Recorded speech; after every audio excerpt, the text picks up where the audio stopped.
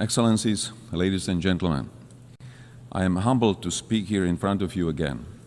Today, I wish to address two main issues: United Nations achievements and necessity of its reform, and prospect of multilateralism in the light of Russian aggression. 80 years ago, the United Nations was founded with great hope to prevent war and destruction, never to repeat the horrors of World War II. My country proudly stood amongst the founding nations, signing the charter that would become our collective moral compass. Since 1945, we have witnessed remarkable achievements. The United Nations helped to prevent another full-scale world conflict. It assisted in dissolution of colonialism and rise of new sovereign countries in Asia, Africa, Europe, and Latin America. Together, we created a robust multilateral system of rules and global cooperation in international security, human rights, and economic development. Together with the UN, we have fought famine, disease, illiteracy, and poverty in some of the world's most vulnerable regions. Dozens of peacekeeping missions have helped to ease tensions in conflict zones.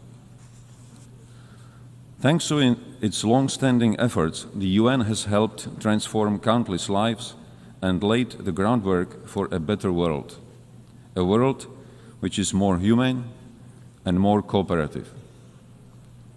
It provided a platform where even the smallest nations can speak out and be heard.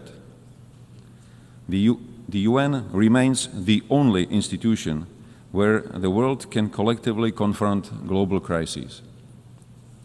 Not with weapons, but with dialogue, shared responsibility, and pressure where necessary. UN's greatest achievement is not perfection, it's persistence. With many devastating conflicts ongoing, Russia's invasion of Ukraine has significantly transformed the global security landscape. Since the last general debate a year ago, our world has not become more secure. On the contrary.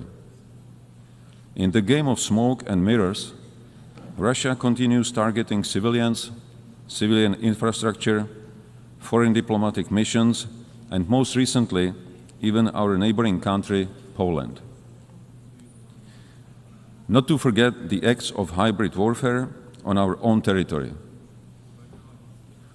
These range from disinformation campaigns and attempts to undermine public trust, to cyber attacks, and even acts of sabotage carried out by mercenaries recruited online. Despite being the largest country on the map, Russia still aims to seize Ukrainian territory and expand its sphere of influence. Backed by China, Iran, North Korea, and other countries that help it circumvent sanctions and provide economic or political support. Russia, a permanent member of UN Security Council, is not only violating the principles of state sovereignty and territorial integrity enshrined in the UN Charter, but also sets a dangerous example and precedent, sending the message that aggression can yield territorial and political gain and remain unpunished. Ladies and gentlemen, our multilateral system was created on the premise that rules apply to all without exception.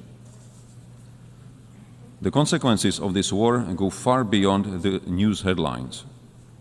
This war threatens to dismantle our system of governance based on mutual respect, equal partnership, and rules we all subscribe to. What is happening in Europe today could happen anywhere else tomorrow, under different circumstances, but under the exact same pretext. If Russia wins this unjust war, it will legitimize the triumph of brute force. Turning a blind eye to Ukraine today is a green light to any future aggressor anywhere in the world. Disruptions of the status quo in the Taiwan Strait or elsewhere in the Indo-Pacific would further destabilize global security and trade. Geographical distance offers no protection.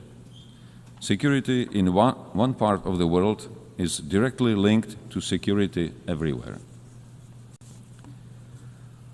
Tolerating the principle of might makes right will lead to the end of multilateralism and the beginning of life under principles dictated by a powerful few.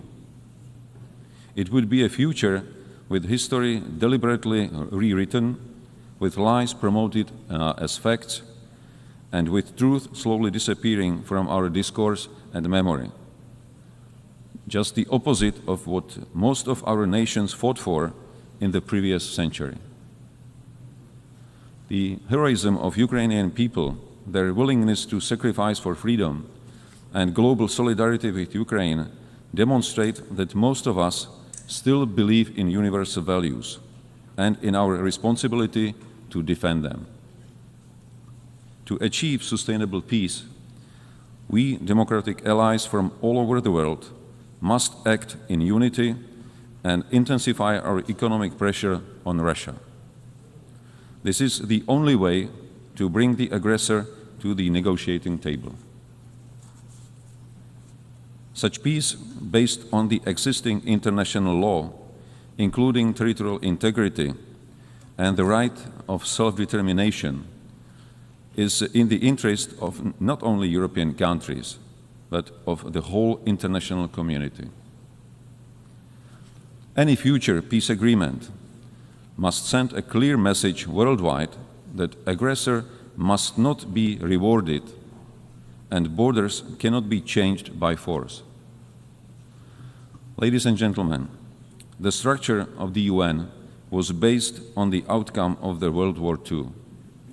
Today, one of the UN Security Council permanent members is waging a ruthless war while obstructing any constructive solutions put forward. It is in light of these new geopolitical realities that we need a strong and effective UN system capable of responding to today's global challenges, from security threats and climate change to rapid evolution of new technologies. Otherwise, we risk sliding into a world that is more fragmented, more dangerous, and far less predictable. Czechia welcomes the UN Aid initiative and the commitments in the Pact for Future. Yet these ambitions stand in stark contrast with today's reality. In the light of Russian aggression against Ukraine, the UN Security Council is currently failing its purpose and mission. Therefore, we advocate for a comprehensive reform of the UN Security Council for greater effectiveness, inclusiveness, transparency, and accountability, with the aim to honor the principles of UN Charter and to strengthen the voice of underrepresented regions. Freedom and human rights are not granted entitlements. They are hard-won principles that must be cherished and protected. Security Council membership should not be seen as a matter of prestige or privilege, but above all, a responsibility to defend global peace. That's why Czechia is seeking a non-permanent seat on the UN Security Council for the term 2032-33, with a clear commitment to uphold the rules-based international order. We cannot afford to have the UN paralyzed or blocked in its ability to respond to crises and challenges. Current urgent crises are already consuming too much of our attention and resources at the expense of other major, equally pressing issues. Madam President, ladies and gentlemen, as I mentioned in the beginning of my speech, the UN significantly improved the quality of life of billions, including through access to education, healthcare, and services. In this year's Sustainable Development Report, Czechia ranked 10th out of 167 countries. I am fortunate to be a citizen of a country which by global standards offers a secure and comfortable life. This doesn't mean that there are no challenges. Much work still lies ahead if we are to achieve the Sustainable Development Goals 2030, both at home and globally. After all, most of the challenges we are facing are global. No single nation is powerful enough to succeed alone. That is why we need more dialogue. That is why we need greater cooperation and collective action. And ultimately, that is why multilateralism must not only survive, it must thrive. Not only for us, but most importantly, for future generations. Thank you. On behalf of the Assembly, I wish to thank the President of the Czech Republic. The Assembly will hear an address by Her Excellency Karen Keller-Sutter, President of the Fifth Confederation. I request protocol to escort Her Excellency and invite her to address the Assembly.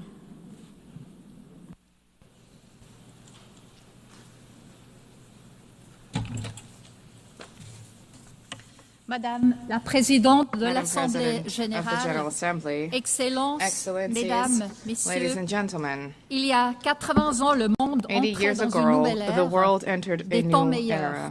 Better Le times. 27 janvier On the 1945, 27th of January le camp de 1945, concentration the Auschwitz concentration camp was Le 8 mai, liberated. la guerre en On the Europe 8th of prenait May fin. 1945, Et the le war in 25 Europe ended, juin, and on 25 50 June États adoptaient la Charte des Nations 1945, Unies à 50 San states adopted the Francisco. United Nations Charter Ils in étaient, San je cite, Francisco. résolus à And I préserver les quote from the Charter, générations they were futures determined du to fléau de la save guerre succeeding qui, deux generations fois en from the l'espace scourge of d'une vie war, humaine, which twice infligeait in our à lifetime has l'humanité brought untold d'indicibles sorrow souffrances. to Fin de mankind. citation. End of quote. Sur les ruines de la Upon the Deuxième Guerre ruins of the mondiale, un Second nouvel World War, ordre naissait a d'une new conviction international et order d'une was volonté born out of a commune shared d'apporter conviction and au determination monde de to la paix bring et la peace prospérité. and prosperity C'est aussi to au the lendemain des world. horreurs de The cette horrors of période que this time naissaient les also gave conventions de rise Genève to de the Geneva 1949 Conventions of qui 1949, protègent les victimes des which conflits armés. protect the À cette victims of armed époque, les conflict. fondements de décennies At that florissantes time, the pour la foundations démocratie, for l'état de progress droit and democracy, et the rule l'économie of de law, marché and the étaient market posés. economy were Des laid fondements qui, down. malgré les limites et les Foundations revers, which, despite ont all the servi aussi la limitations and coopération setbacks, internationale, le also libre-échange, benefited la international paix et le cooperation, droit free trade, international. peace, and international Sans faire de law. parallèles historiques, Without force drawing any est de historical constater, nous parallels, it is célébrons clear cette année le that 80e this year, as anniversaire we des mark the Nations 80th Unies, anniversary of the United alors que nous Nations, vivons une nouvelle we époque are de bouleversements experiencing politiques et a new économiques era extrêmement violents. of particularly Une époque où extreme trop de political guerres and font un economic nouveau rage upheaval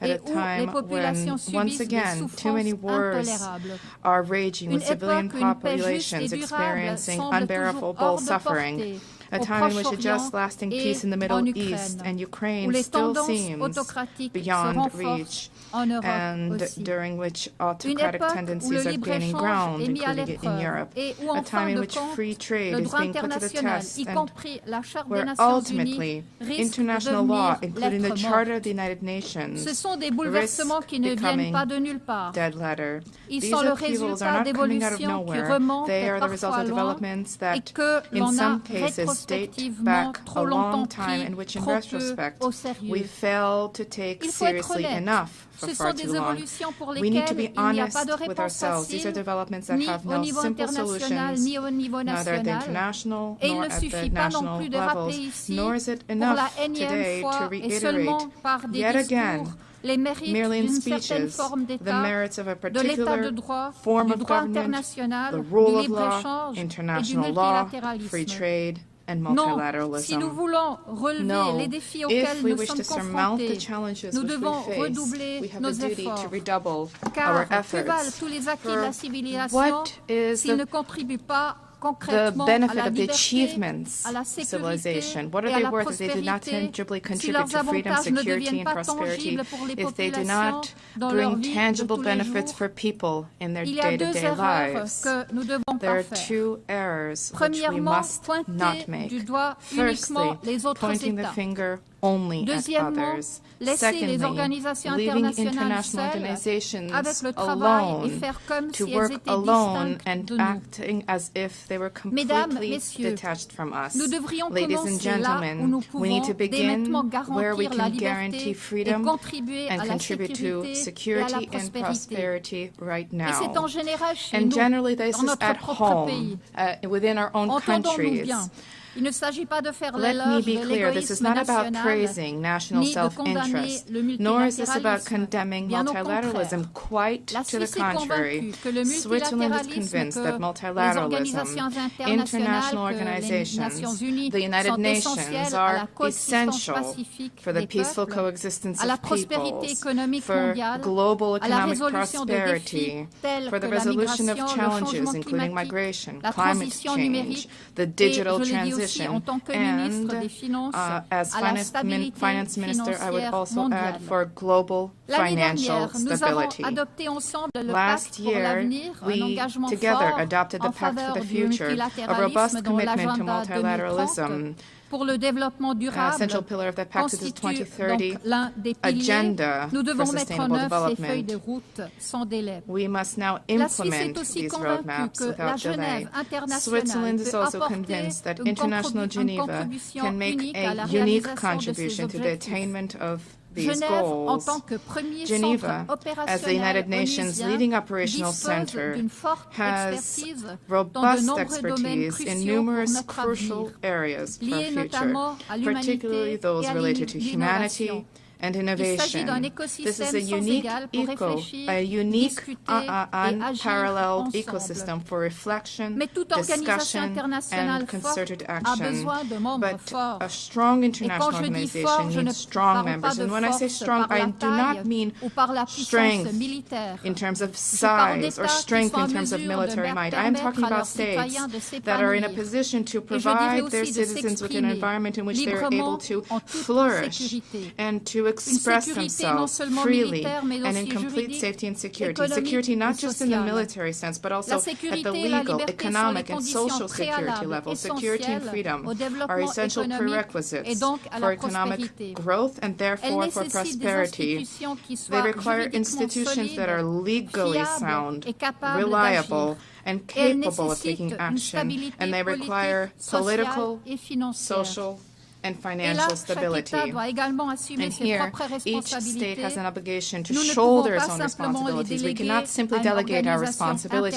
internationale. to an international organization. Mesdames, Messieurs, Ladies, la gentlemen, communauté internationale the ne peut que international profiter community de la force intérieure, cannot but de la benefit from the prospérité domestic et de la strength, stabilité de chaque prosperity, État. and stability of Seuls each les États state. solides sur le plan Only intérieur strong peuvent être states, véritablement strong solidaires domestically, et can contribuer à demonstrate une true communauté solidarity and internationale contribute prospère. to a Mais successful, nous devons prosperous redoubler international les community. efforts But aussi we tant need to also en tant redouble our que communauté efforts as internationale. an international community. Aujourd'hui, surtout, les Today, Nations Unies doivent more than elles ever aussi se before, the mettre en United Nations question, must se also remettre en take question. a Sont-elles critical encore look en mesure de at remplir itself leur mission to comme les consider 50 whether États it l'avaient is still prévu able le to 25 fulfill its juin role as the 50 1945 à states San intended Francisco when they adopted lorsqu'ils the adoptaient charter la charte. in San Le Francisco on 25 June multilatéralisme connaît lui aussi des 1945. bouleversements sans précédent. Multilateralism is Ces also undergoing bouleversements sont marqués par unprecedented une upheaval. recrudescence des These upheavals are violations du cadre punctuated by a normatif et des resurgence of principes et violations in the valeurs normative mêmes framework qui fondent and the l'action very multilatérale. principles and values Le that dialogue, underpin la multilateral coopération, la action. recherche du Dialogue, consensus, cooperation, le consensus respect du building, droit respect for international et international law, l'égalité souveraine and entre sovereign États, equality of quelle que soit leur states, taille ou regardless leur of poids économique ou size, of politique. economic strength or political La Suisse influence. appelle tous les Switzerland États calls à un upon all engagement states ferme en to soutien des make a principes et firm valeurs commitment comme ils étaient to déclarés uphold the dans la principles Charte and des Nations values Unies il enshrined y a in 80 the ans. Charter of the C'est le United Nations prélude à 80 toute years ago.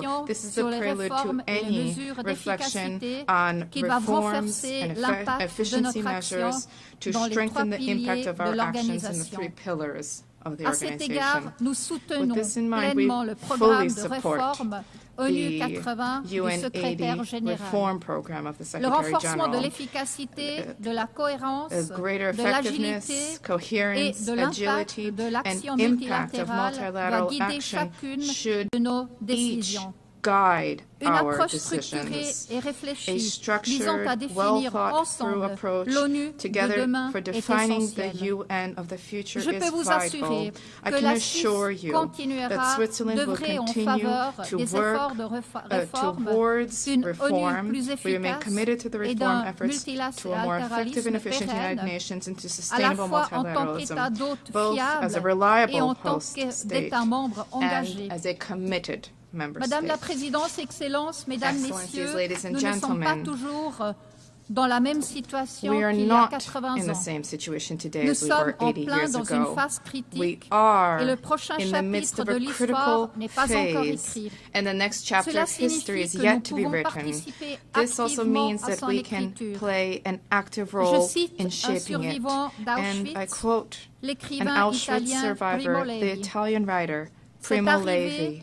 cela peut donc It arriver happened. de nouveau. Therefore, it could Tel est happen le again. noyau de ce que nous avons This à is the dire. core Fin de of what we citation. have to say. Mais cela ne doit End pas of se quote. reproduire. But it Et en doesn't fait, have to cela happen ne doit again. pas se And indeed, it reproduire. must C'est not pourquoi les happen Nations Unies again. ont été This is créées why the il y a United 80 ans. Nations was C'est created pour ça 80 years aussi que ago, nous sommes and là this is also aujourd'hui. why we are C'est à nous de faire here en sorte que ce today. tournant de It is up to l'histoire us to dont ensure on that parle si this souvent turning aujourd'hui, point in comme history, which is so aussi il y a often 80 invoked, ans, ouvre une as was nouvelle the case ère 80 pour de years temps ago, for meilleurs. this to usher in Gardons-nous de a new l'arrogance era et of de la better times. Let us facilité guard against et mettons-nous au arrogance and travail, complacency, chez and let us nous, get to work dans notre pays at home, et ensemble in our aux Nations countries, Unies. and Je vous together at the remercie. United Nations. Thank you.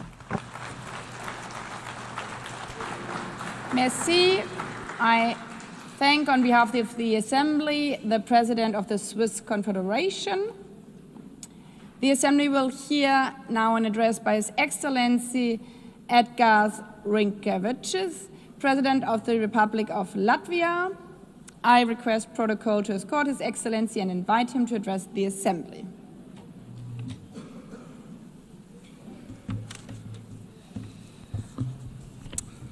Madam President, Excellencies, distinguished delegates.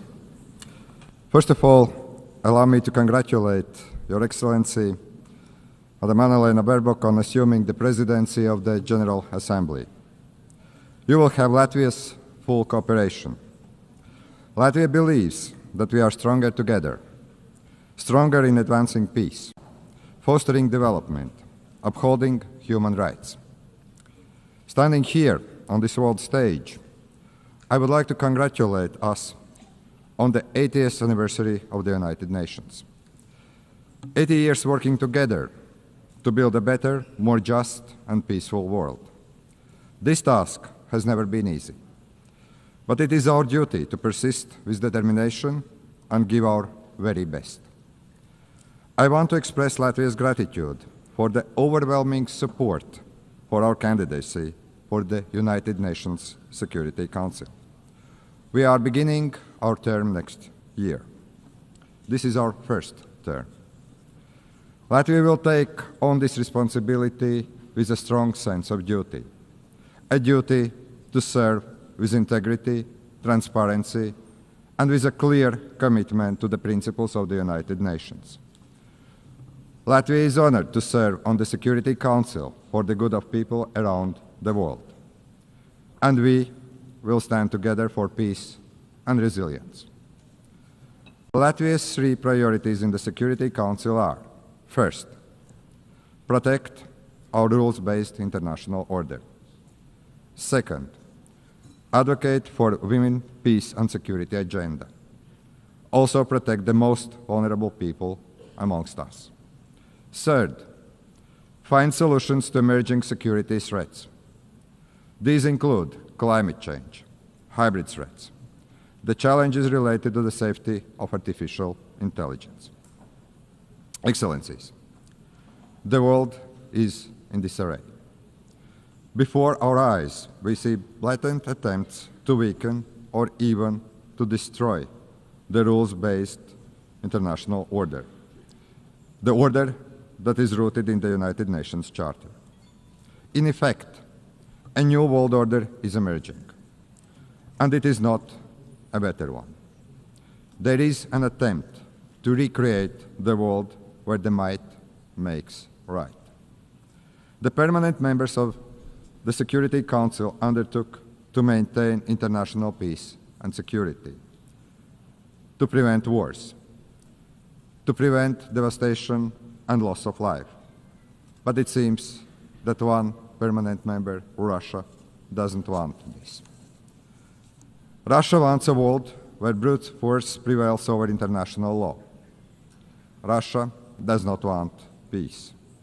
Russia wants to get what it wants. And Russia is willing to inflict destruction and misery on others. Unfortunately, Russia has partners in crime, notably Iran and North Korea. Ukraine is fighting back, bravely, with all it has. Ukraine is facing an existential threat to its people, to its land, to its freedom. Ukraine is fighting for all of us, for the rules-based international order, for independence and sovereignty, for territorial integrity, so that international borders are not changed by force. These actually are the very principles at heart of the United Nations. Latvia stands with Ukraine and will advocate for its sovereignty and territorial integrity at the United Nations Security Council. We are and we will be advocates for Ukrainian children abducted by Russia. They must be returned. We will be advocates for the Ukrainian civilians who have lost their homes and livelihoods. Latvia will use its position on the United Nations Security Council to help achieve a just and lasting peace in Ukraine. I want to express my appreciation to President Trump, President Zelensky, and my European colleagues for their efforts to achieve peace, for trying to stop the unnecessary destruction and the misery we are witnessing in Ukraine. It is our collective duty to uphold the principles of the United Nations Charter, especially when a permanent member of the United Nations Security Council openly violates them. We need no reminding that the United Nations was founded on the ruins of the World War II, to save future generations from the scourge of war, to maintain international peace and security, to protect human life. Distinguished delegates, in war, it is the most innocent that pay the highest price. It is our duty to strengthen international cooperation to tackle the escalating crisis in Gaza. The humanitarian catastrophe in Gaza continues to spiral. Urgent action is needed to end civilian suffering. Latvia condemns all terrorist attacks. Nothing can justify terrorism. We recognize Israel's legitimate right to self-defense, but it must be exercised in line with the international law and particularly international humanitarian law. The law is there to protect every one of us. Latvia calls for an immediate ceasefire in Gaza. The terrorist organization Hamas must release all hostages. Hamas must be destroyed, as this organization is responsible for so much human suffering in the region. We need to ensure that the access to humanitarian aid in Gaza is safe and unconditional. The ongoing escalation confirms the need for a sustainable political solution, the need for a two-state solution in accordance with international parameters, the need to break the cycle of violence, to reach a just and lasting peace, a peace that addresses the security concerns and the legitimate aspirations of both the Israelis and Palestinians. Latvia is keenly aware of the ongoing conflicts around the world. We must work together to resolve the dire humanitarian situation in Sudan and Democratic Republic of the Congo. We will not look on helplessly as crises unfold. As a member of the Security Council, we will call on the international community to take collective action and to facilitate humanitarian aid, to try to end unnecessary human suffering. Distinguished delegates, we must do everything in our power to protect the most vulnerable people, especially women and children. Women and girls suffer disproportionately in times of war. We, the global community, have a responsibility to protect the rights of women and girls, to empower them, to ensure their voices are heard in peace processes. The first deportation of Ukrainian children to Russia is beyond disturbing. We call on the United Nations to do more, do much more. We will do all we can to help bring these children home. Madam President, it is not only conventional warfare that threatens peace, security, and stability. Emerging threats like climate change, cyber attacks, hybrid attacks, and the misuse of the artificial intelligence are testing us on a daily basis. Our modern world is connected in ways that most of us can't imagine. Today, many countries are experiencing a growing wave of hybrid attacks, also Latvia. We have to deal with damage to undersea cables, GPS jamming, arson attacks, the Russian shadow fleets. Russia continues and actually invests in new provocations, most recently recklessly violating the airspace of Poland and Estonia. The intensity of Russia's drone attacks against Ukraine has created incidents in Latvia, Lithuania, Poland, Romania. This is the new reality. Russia bears full responsibility for these acts and also consequences. This kind of reckless behavior is a direct threat to international peace and security, and we must act to stop it before such acts spiral out of control. We must counter these threats by resilience and increased cooperation with our friends and allies. But hybrid warfare is evolving, as are emerging and disruptive technologies. The challenge is to maximize the benefits these technologies can bring, while remaining vigilant of the potential risk they pose. We share the United Nations view that we need to develop artificial intelligence responsibly, but we should not halt the progress. Artificial intelligence can promote economic growth, drive scientific progress and innovation, even improve healthcare and make education more accessible. Artificial intelligence is already part of our daily lives.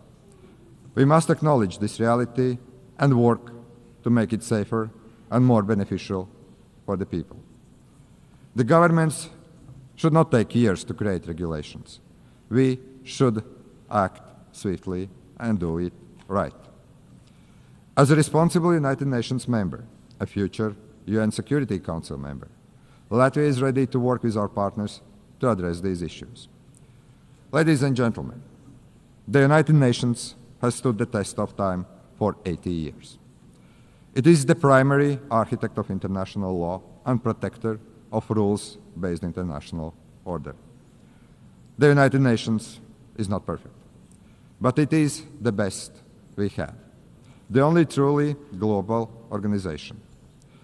As one of UN Secretary Generals, Dag Hammarskjöld, famously said, the United Nations was not created in order to bring us to heaven, but in order to save us from the hell. But after 80 years, it is time to adjust to new realities. The United Nations must evolve to remain relevant, to be effective and fit for the challenges ahead.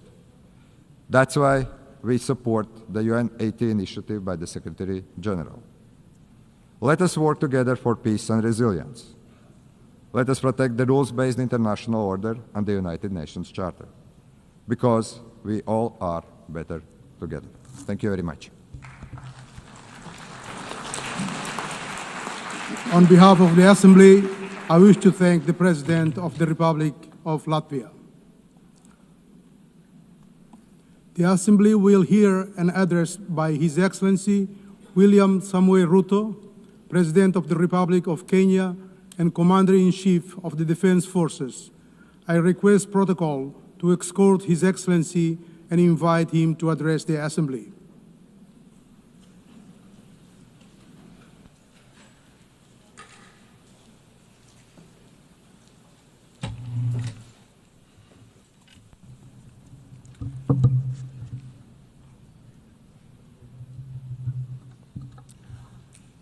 Madam President, the President of the 88th session of the UN General Assembly, Madam Annalena Baerbock, Secretary General of the United Nations, Antonio Guterres, Excellencies, Heads of State and Government, distinguished delegates, ladies and gentlemen. I congratulate you, Madam President, on your election to preside over the 80th session of the UN General Assembly. Madam President, you can count on Kenya's full support throughout your tenure as you steer the Assembly into the future.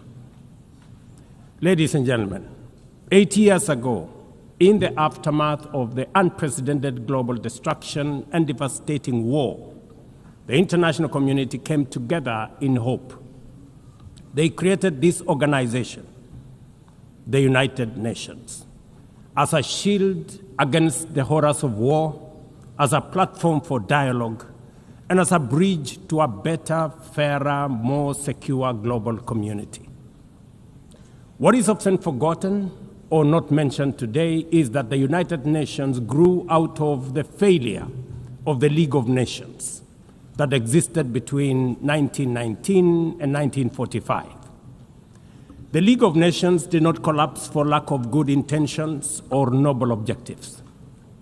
Formed at the end of the First World War and as part of the Treaty of Versailles, it was humanity's first attempt to build a permanent international organization to stop aggression and war and bring nations together. Its ambitions were to achieve collective global security, disarmament, peaceful dispute resolution, and cooperation on humanitarian and social issues. Despite these ideals, the League of Nations failed. The United States never joined, other great powers came and went, and without enforcement authority, its condemnation carried little weight.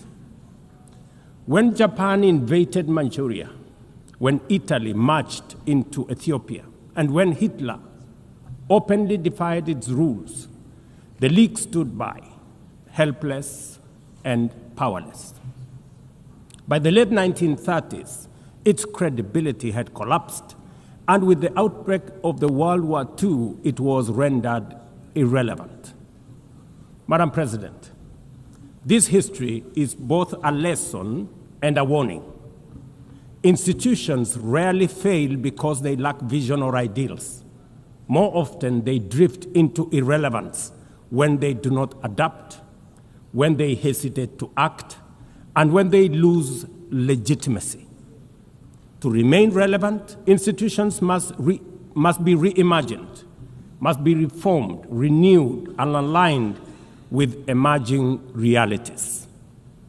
8 decades ago, the founders of the UN sought to correct the failures of the League of Nations by creating a stronger, more inclusive organization anchored in the principles of, and I quote, "We the people of the United Nations, determined to save succeeding generations from the scourge of war," end of quote. Today, we are gathered for the UN at 80. The question is unavoidable. Is the United Nations relevant to the demands of our time? Can it continue to serve humanity in the face of current realities? Or has it become a relic of a bygone era? Madam President, Excellencies, we meet against a grim global backdrop. Conflict rages in Eastern Europe, the Middle East, the Sahel, the Horn of Africa, and beyond.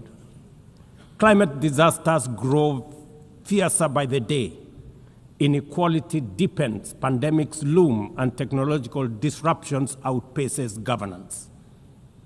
Instead of trust, mistrust is spreading. Instead of solidarity, fragmentation is taking root. In place of hope, anxiety fills our global community. We are living, to borrow from the words of the founders of this institution, not in larger freedom, but in growing uncertainty.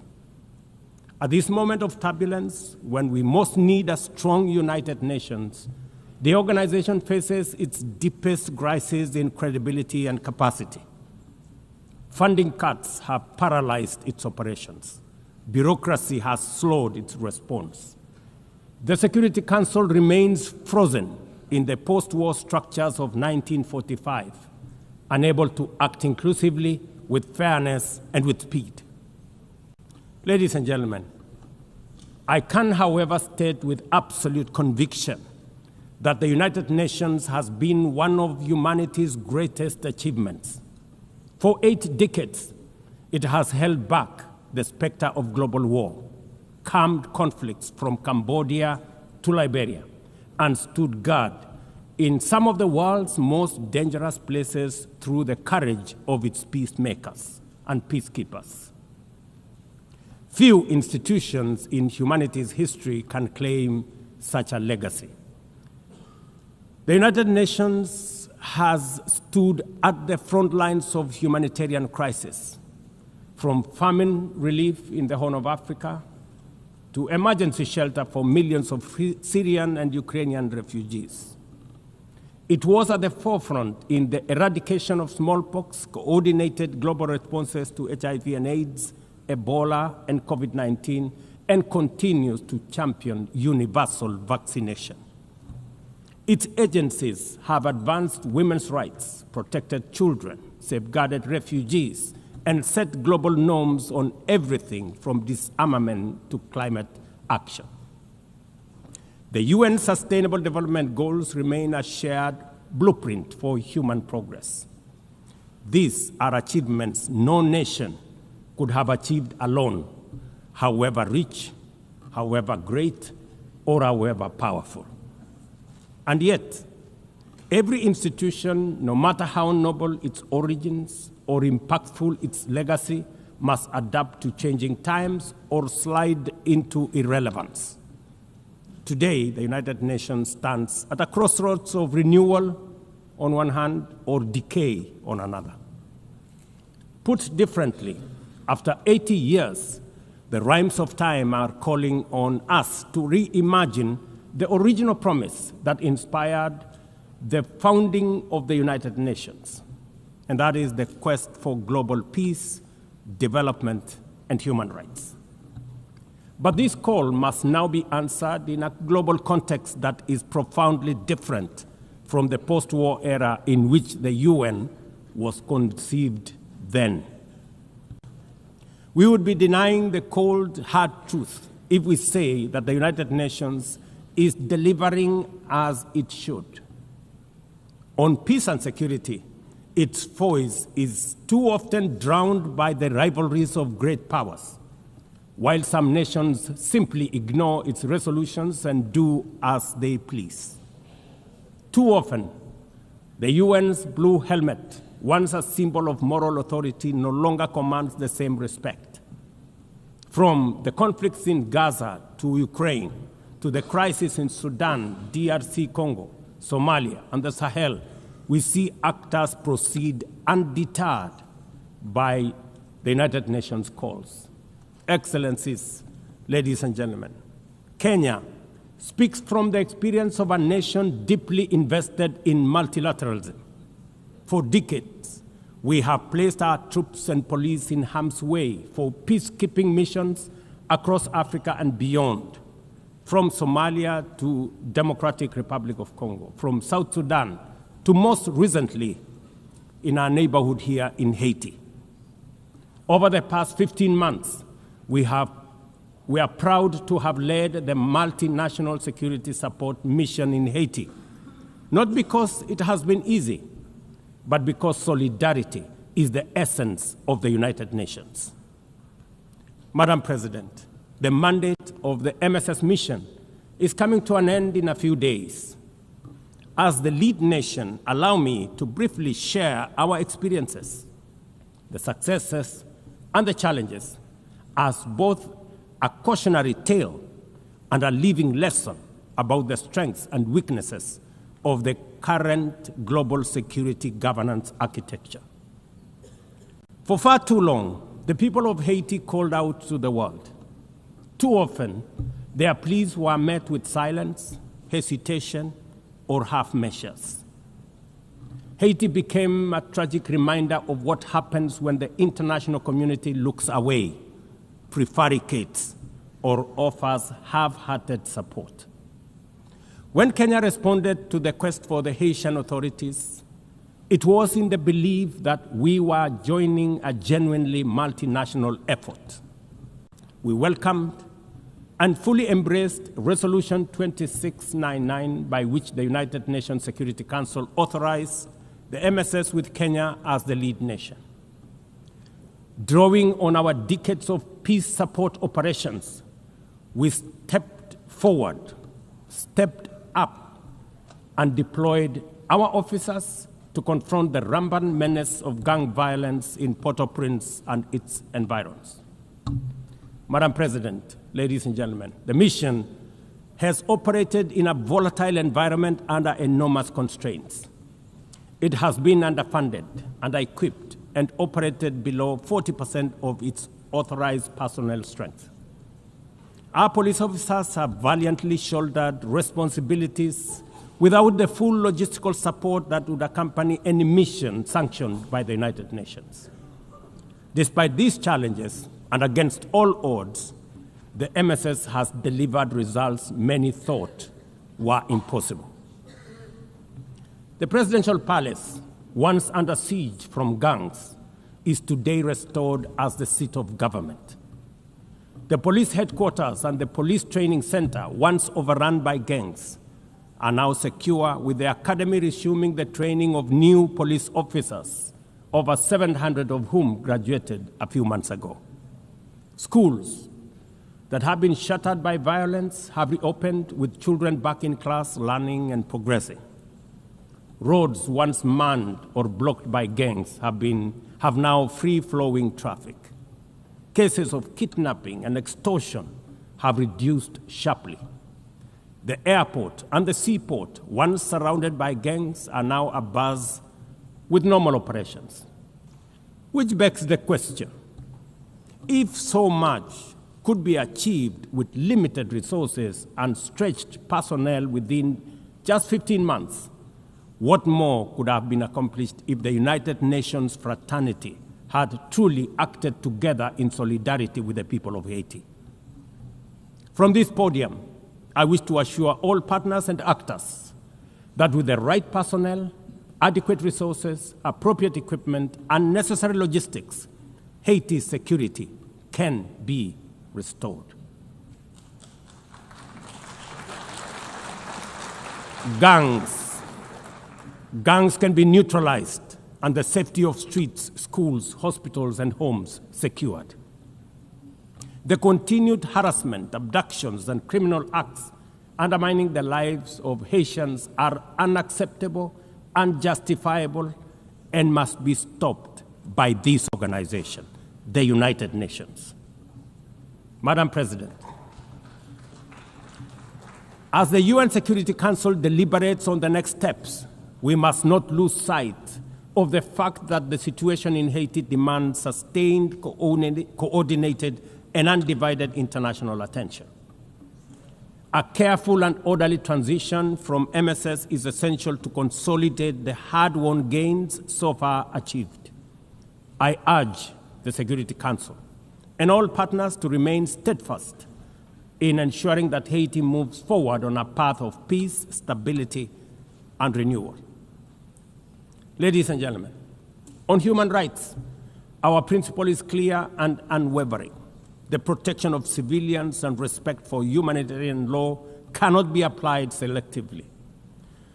We cannot condemn suffering in one place and turn a blind eye in another. Kenya, is gravely concerned by the humanitarian catastrophe in Gaza and by the immense suffering of civilians caught in the devastation of disproportionate military operations. At the same time, we call for the unconditional release of Israeli hostages. In line with the African Union and United Nations resolutions, we also call for a permanent ceasefire, for strict adherence to international humanitarian law, and for the launch of a credible political process. Only through such a process can the vision of a two-state solution be realized, where Israel and Palestine live side by side in peace, security, and stability. Kenya is equally deeply troubled by the worsening humanitarian situation in Sudan, where innocent citizens are caught in the crossfire of a needless war. We fully endorse the Quad, comprising Egypt, Saudi Arabia, the United Arab Emirates, and the United States, in affirming that there cannot be a military solution and that only political dialogue offers a viable path forward.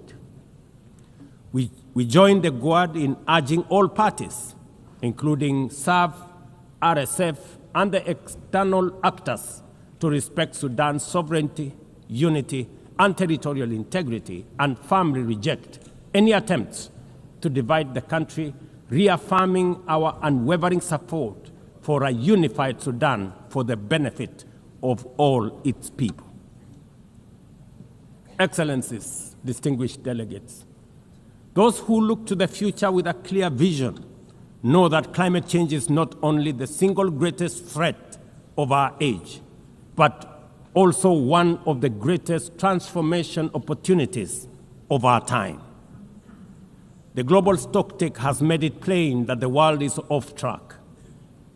Current national determined contributions are steering us towards temperature rises far beyond any safe threshold.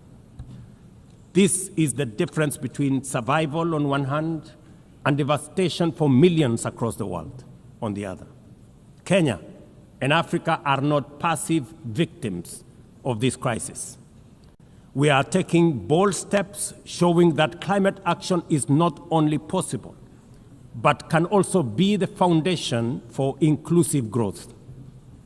We are building a climate-resilient society by embedding adaptation into every sector, from agriculture and energy to infrastructure and livelihoods, to sustainable mining and artificial intelligence. This ambition is visible on the ground. Today, 93% of Kenya's electricity comes from renewable sources: geothermal, wind, solar, and hydro. We are expanding investments in e-mobility, climate-smart agriculture, clean cooking solutions, and green manufacturing. We are also pioneering nature-compatible solutions such as sustainable waste management and circular economy interventions. Africa, too, is uniting its voice. In 2023, in Nairobi, we hosted the inaugural Africa Climate Summit, where the continent adopted the Nairobi Declaration on Climate Action and Call to Action. Just 2 weeks ago, in Addis Ababa, Africa came together once more at the second Africa Climate Summit to reaffirm our commitment and strengthen our ambition for climate-positive growth. We declared Africa not just as a victim of the crisis, but as a source of solutions, with climate action driving economic growth, transformation, and job creation for our communities. Ambition, ladies and gentlemen, cannot stand on willpower alone. Implementing our new NDCs will require $56 billion. That is why we call on the global community to unlock the $300 billion agreed at Baku, and to accelerate negotiations towards the new $1.3 trillion goal under the Baku-Belém roadmap. Without affordable finance and without reform of the international financial architecture, the promise of climate action in Africa will remain constrained. Madam President, in the aftermath of World War II, the Bretton Woods institutions were created to stabilize the global economy and rebuild war-torn Europe. At that time, their design reflected the power and interest of the victorious nations, who were also their primary shareholders and beneficiaries. The IMF was tasked with upholding the gold standard exchange rate system, while the World Bank was established to finance Europe's reconstruction. Both have since evolved into development finance institutions, but their structures, decision-making, and governance remains dominated by wealthy nations. Today, the global context is vastly different. The global standard collapsed 5 decades ago, and Europe has long since been rebuilt. Yet, the governance of these institutions has not kept pace with needs of a multipolar world, especially the needs of poor and developing nations. The mismatch between shareholders and stakeholders has become starkly visible. For instance, during the IMF's recent allocation of special drawing rights, 64% went to wealthy nations. Just imagine, 64%. With little need for liquidity support. They didn't need the money anyway, but they got 64%. While the poorer countries received just 2.4%. What a disconnect. The imbalance highlights how the very institutions meant to safeguard global finance stability often perpetuate inequality and instability.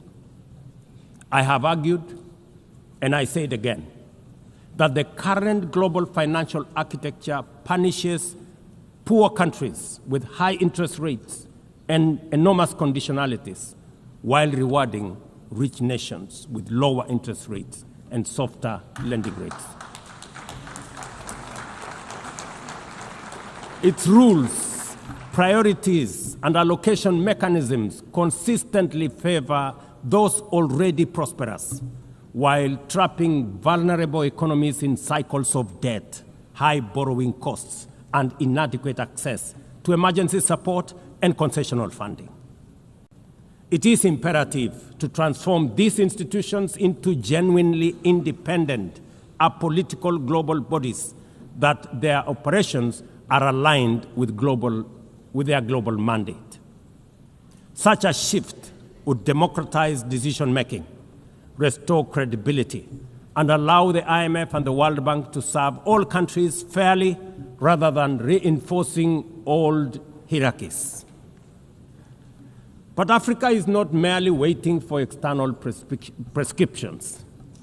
We are taking bold and deliberate steps to strengthen our financial independence, safeguard our stability, and accelerate our development. Kenya, for instance, fully endorses the establishment of the Alliance of African Multilateral Financial Institutions, launched with the Africa Union in February 2024. This alliance brings together our homegrown banks, Afrexim Bank, the Africa Finance Corporation, the Trade and Development Bank, Shelter Africa Re, Africa Development Bank, Africa Trade and Investment Development Insurance, and ZEPRI, institutions that embody Africa's determination to mobilize resources, finance trade, and build resilience on our own terms. At the same time, the Africa Union is championing 3 transformative institutions: the Africa Central Bank, which will issue a single currency and free our trade from dependence on foreign money; the Africa Monetary Fund, positioned to stabilize our economies and give us true financial sovereignty; and the Africa Investment Bank, designed to mobilize resources for infrastructure, industrialization, and integration that Africa needs to rise. And to complete this vision, the Africa Credit Rating Agency, one that understands our realities, values our uniqueness, and tells our story with fairness and truth, has already been established. Excellencies, as we mark the 80th anniversary of the United Nations, Africa also marks 20 years since the Esulwini Consensus and the Sirte Declaration, the two historic milestones that establishes the common African position on UN Security Council reforms. For 2 decades, Africa has spoken in one voice, demanding justice, equity, and representation in the highest organ of global governance. This demand, however, continues to be ignored, deferred, or endlessly debated to the detriment of both Africa and the legitimacy of the United Nations itself. You cannot claim to be the United Nations while disregarding the voice of 54 nations. It is not possible. Africa is no longer willing to wait on the margins of global governance while decisions about peace, security, and development are made without our understanding, without our perspectives, and without our voice. Africa's exclusion is not only unacceptable, unfair, and grossly unjust, it also undermines the very credibility of the United Nations, this organization. Africa dominates most of the Security Council agenda, provides some of the largest contingents of UN peacekeeping forces, and bears the heaviest costs of instability. Yet we remain the only continent without a permanent seat at the main table where decisions about our destiny are made. Africa deserves, ladies and gentlemen, at the very least, 2 permanent seats with full rights, including the right to veto, and 2 additional non-permanent seats on the United Nations Security Council. The world must understand that reforming the Security Council is not a favor to Africa or to anybody. It is a necessity for the United Nations' own survival. If the United Nations is to remain relevant in this century, it must reflect today's realities, not the post-war power arrangements of 1945. Madam President, despite the stated and evident weaknesses of the United Nations, it still remains humanity's best chance at global solidarity. No other institution has the universal legitimacy or convening power of the UN. From coordinating humanitarian relief in times of war and disaster, to mobilizing the global response to COVID-19, to driving consensus on climate change, through the Paris Agreement, the UN has consistently shown that the world can achieve together what no nation can accomplish on its own, however mighty or great or powerful. As Dag Hammarskjöld, the UN's Second Secretary General, once observed, and I quote, "The United Nations was not created to take humanity to heaven, but to save it from hell." End of quote.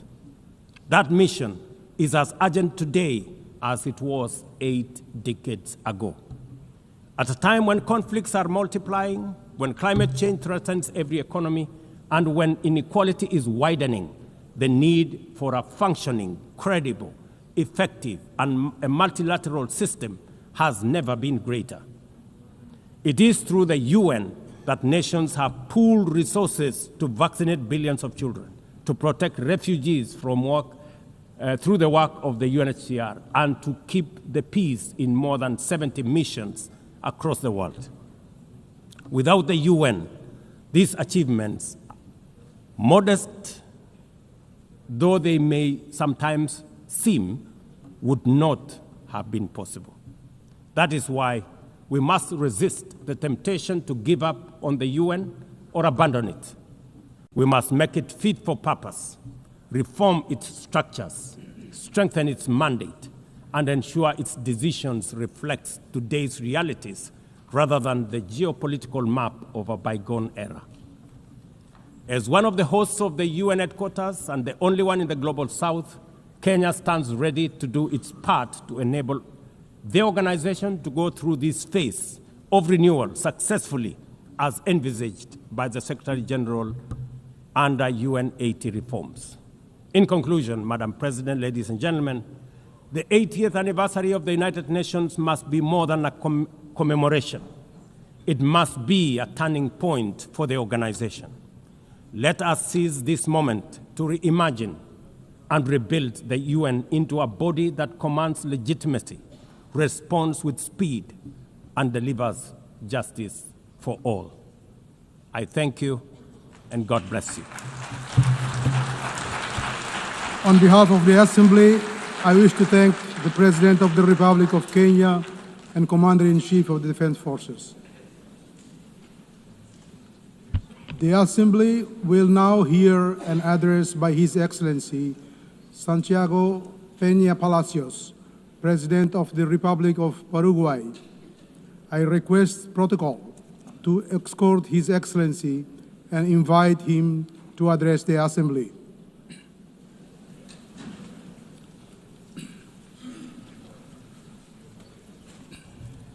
Señora Presidenta de la Asamblea Madam General, President of the General Assembly, distinguidos jefes de Estado y de distinguished Gobierno, heads of state and estimados government, ministros de Relaciones Exteriores, distinguished damas y ministers caballeros. of foreign affairs, ladies and Esta es gentlemen. mi tercera This intervención is en la my Asamblea third General address de las to Naciones the Unidas. United Nations General Es sin Assembly. duda un It enorme is without privilegio doubt y an honor immense representar al privilege and an Paraguay honor to represent en este magno Paraguay foro. in Un this país que magnificent quizás forum, geográficamente a parece country which pequeño, may look small on pero the es un map, gigante en but su espíritu is a y sus giant in potencialidades. its spirit and potential. Por ello, al volar hasta Nueva York desde lejos, As I flew pensé en into New empezar York este from afar, discurso I was thinking that expresando I la might alegría que begin my siento por speech by tener la sharing the oportunidad joy that de I feel contarles at having the las grandes opportunity cosas que to esperan tell al you Paraguay. about the great things that lie Sin ahead embargo, for Paraguay. los sucesos However, the acaecidos events en los of últimos recent meses y days días hacen and que esto months sea make simplemente this simply imposible. impossible.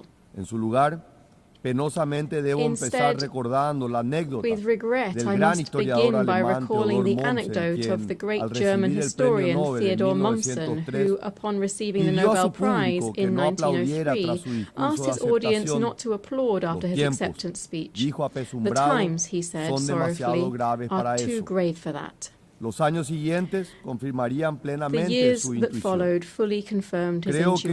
que exactamente lo mismo puede decirse I ahora. believe exactly the same En thing can be efecto, said today. en estos días hemos Indeed, visto que in el mal, recent times we la have witnessed that ideologización evil, radical, radical la intolerancia, son ideologization, desafortunadamente reales intolerance y están are enraizados en unfortunately ciertos real and sectores de embedded nuestras in sociedades. certain sectors of our societies. Todavía estoy conmocionado y I también triste y remain afligido shaken, por las saddened and imágenes chocantes distressed de by dos the cobardes e shocking images of incomprensibles two atentados cowardly and políticos. incomprehensible Primero, political la attacks. intolerancia, el First, odio, se intolerance llevaron and la vida de hatred un which gran took ser the humano, life of a great Miguel human Uribe, being, el Miguel precandidato Uribe, the presidencial Colombian colombiano, presidential quien fue asesinado pre-candidate en who was público assassinated durante in un public recorrido en while una plaza. touring a square, Los while fantasmas de la on a national violencia tour. que Ghosts pensábamos era of cosa del violence which we pasado para thought were a nuestros thing of hermanos the de Colombia. past for our Segundo, Colombian brothers and vimos que un sisters. joven soñador, Charlie Second, Kirk, we saw a era young dreamer, miserablemente Charlie arrebatado Kirk, de who su was esposa miserably y dos torn hijos from his por wife un and two único pecado: children for one sole defender sus sin, convicciones defending y his los valores con convictions and gran values elocuencia with y eloquence coraje. and courage.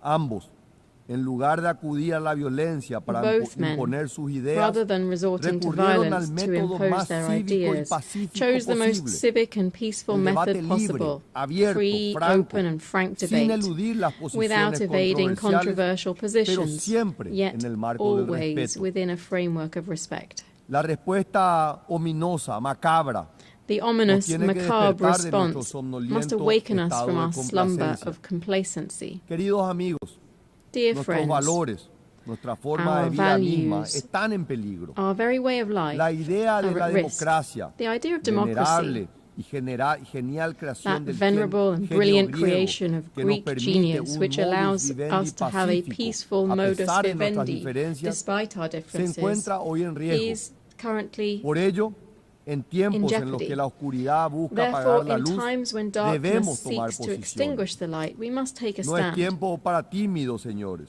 This is O no time estamos to be del lado timid. correcto Either la we paz y stand la on the razón right side o of peace and estamos con la reason, violencia or we y la stand with violence and intolerancia. intolerance.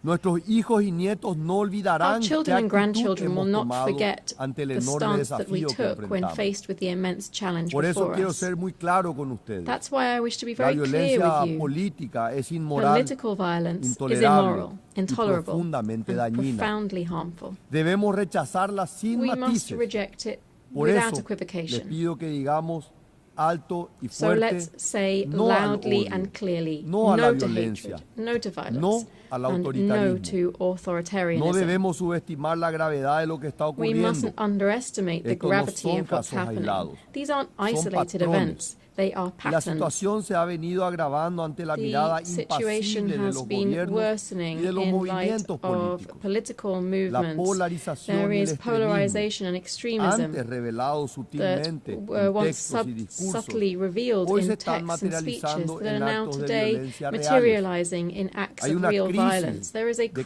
creencia en las of belief instituciones. in Los institutions. ciudadanos simplemente ya no Citizens confían. Simply no Nuestra longer have democracia, trust. esa democracia que Our por décadas democracy, ha this sido is a garantía democracy which de los for derechos decades más guaranteed the fundamentales del most ser humano, basic human rights, personificados en ese embodied magnífico in that instrumento que es la magnificent instrument Declaración which is the Universal Universal de los Declaration Derechos of Human Humanos, Rights, imperecedero logro del sistema de the Naciones Unidas, everlasting achievement está of the United sellada por Nations todos los system, cuarteles y is under espectros, siege from all tanto por la quarters, izquierda both on the como por left la and the derecha. right. Y esto, señores, And this, ladies and puede ser un gentlemen, camino sin retorno. might be a path of no Esta return. situación de crisis This es el caldo crisis de cultivo situation perfecto is para el the autoritarismo, perfect breeding donde ground los for valores authoritarianism, democráticos se where erosionan. democratic values El are eroded. autoritarismo o su Authoritarianism perverso hermano or its gemelo, perverse el twin, populismo, populism, toman su lugar. replaces it. Paraguay ve con enorme preocupación las Paraguay restricciones al views with great ejercicio de concern the derechos fundamentales, restrictions on the como el exercise of acceso a la libre fundamental rights, información such as y la access to free libertad de information and expresión en freedom of algunos países expression in hermanos, some sister que ya son countries. demostraciones These are palpables que la crisis already es real palpable y es demonstrations profunda. that the crisis is real Así, and far-reaching. lamentablemente, la Thus, situación en regrettably, Venezuela the se ha vuelto situation in Venezuela verdaderamente has become alarmante. truly alarming. A las violaciones sistemáticas de los derechos Systematic humanos violations of y las human rights and libertades fundamental freedoms are being fundamentales se compounded suman by acciones contrarias al actions that are derecho contrary to international internacional y la law persecución a and the líderes persecution políticos. of political leaders. El proceso electoral de julio del The electoral 2024 process in July pisoteó la voluntad 2024 del pueblo trampled the will venezolano. of the Venezuelan people. 7 millones de 7 venezolanos million han of abandonado su Venezuelans patria. have left La their mayor homeland. crisis This is the migratoria largest en la migratory historia del crisis in the hemisferio history of occidental. the Western Hemisphere. En Nicaragua, In por Nicaragua, otro meanwhile, lado, la The persecución a persecution opositores of political políticos opponents persiste y persists se expande and is agresivamente. expanding aggressively. La situación de los derechos humanos The y las garantías situation of fundamentales human es rights and demasiado fundamental grave. guarantees Han is expulsado a dire. órdenes religiosas Entire completas, religious han orders have been despojado de la expelled. nacionalidad a cientos de Hundreds of nicaragüenses cuyo Nicaraguans have been único stripped crimen of their fue nationality disentir. for the sole Incluso la crime of Iglesia Católica es dissenting. perseguida, Even the Catholic algo Church is being impensable en América persecuted, Latina. something that was once unthinkable Paraguay in Latin conoce America. mejor que nadie la calamidad del Paraguay autoritarismo y knows la better than dictadura, most the pues calamity of vivimos el régimen authoritarianism and militar más largo dictatorship, en el having lived continente through the del siglo longest XX, military regime on the cuyas continent in the cicatrices 20th aún century. no cerraron del The todo. scars of this have not yet Por fully eso no healed. podemos ni debemos We therefore permanecer en cannot silencio and mientras must not nuestros stand hermanos silent while our latinoamericanos Latin American sufren brothers la and misma sisters opresión suffer que the ha same marcado a fuego oppression nuestro that pasado. marked our own La past. crisis de la democracia, amigos, The no crisis se of resuelve con democracy, mano friends, dura will ni not be censura, resolved with ni an iron autoritarismo, fist, nor with ni mucho menos censorship, con nor violencia. authoritarianism, Debemos much resistir less so a estos still with violence. We impostores must atrayentes. resist these La alluring crisis de la impostors. democracia, como decía el filósofo As the italiano Italian Norberto philosopher Bobbio, Norberto se Bobbio resuelve de said, una crises sola of manera, democracy are con más resolved in one democracia. way only, with more No democracy. con fantoches autoritarios, Not with ni con authoritarian odio o charlatans, intolerancia. nor with hatred or Debemos intolerance. responder We con must más respond with democracia, more más democracy, república, more más tolerancia, republicanism, more más tolerance, more diálogo, dialogue, más derechos, more rights, más libertad. more freedom. La razón de ser, la esencia de las Naciones The Unidas raison d'être, es ser the el essence of the mantenimiento de United la Nations paz. is and shall Sin embargo, remain the maintenance of mientras nos peace. reunimos aquí, Yet, Más de while we are 120 meeting here, conflictos more than armados nos 120 demuestran armed lo grave conflicts que puede ser el show just fracaso de how nuestras serious the failure of instituciones. our institutions El can be. Paraguay extiende su solidaridad Paraguay con extends todas its las solidarity víctimas to de los all victims conflictos of armed armados conflict y and aboga calls una once vez más again por for la the resolución peaceful pacífica de las settlement of controversias. disputes. Resalto hoy particularmente la I stress dolorosa today in situación en particular the Haití, painful situation el in momento de Haiti, una acción decidida y coordinada por parte de the las time Naciones for decisive Unidas and y coordinated en action especial by del the United Consejo de Nations and in Seguridad particular es the ahora. Security Council El is Paraguay now. lo sabe y está Paraguay listo para knows this ayudar and stands al ready pueblo to assist the haitiano Haitian que people ya no who puede can wait esperar. no longer. Por otro lado, quiero poner de relieve una Furthermore, I situación wish que to va más highlight allá de a los conflictos situation that armados, goes beyond pero armed que reviste conflict, la misma but gravedad. which highlights the same Enfrentamos una crisis seriousness. We are silenciosa facing pero a silent devastadora, but devastating el colapso de crisis, las the cadenas collapse de of suministro global globales. supply chains. La pandemia nos mostró The cuán pandemic frágiles showed us eran. just how La fragile guerra they en Ucrania were. las The war in tensó aún Ukraine más. strained them Y further. ahora, And la now, fragmentación geopolítica geopolitical amenaza fragmentation con threatens romperlas to break them definitivamente. definitively. El mundo necesita The urgentemente world cadenas de urgently needs suministro más supply chains confiables, that are more más reliable, more diversificadas, diversified, más more resilientes. resilient. No podemos We seguir cannot dependiendo continue de depending on sistemas systems que colocan la that place eficiencia por efficiency encima de la above seguridad, security, el costo cost por encima de la above confiabilidad. reliability. Quiero ser claro, I want to be clear no here. todas las asociaciones Not all comerciales trade son partnerships iguales. are the same. Debemos ser cuidadosos con modelos económicos We must be engañosos cautious about que vienen deceptive economic acompañados models de that autoritarismo come along político, with political vigilancia masiva authoritarianism, mass y erosión de surveillance, and the libertades erosion of fundamentales. fundamental freedoms. Cuando aceptamos inversiones que When we comprometen agree nuestra to investments soberanía, that compromise cuando our sovereignty, permitimos que when we nuestra allow our infraestructura critical crítica infrastructure to dependa de depend regímenes on autoritarios, authoritarian regimes, estamos simplemente hipotecando no solo nuestra simply are economía, gambling sino with not nuestra only our democracia. economy but also our Por eso, democracy. abogamos por una integración más Therefore, we call profunda entre for nuestros deeper países, integration among basada our no solo countries, en el based not only on comercio, trade, sino but en on valores shared compartidos. values. El Estado de These are Derecho, the rule of las law, libertades individuales, individual freedoms, una economía de mercado libre, a free market la economy, defensa de la the defense familia of the tradicional traditional family, y el derecho a la vida and desde la the concepción right to del life ser humano. from conception.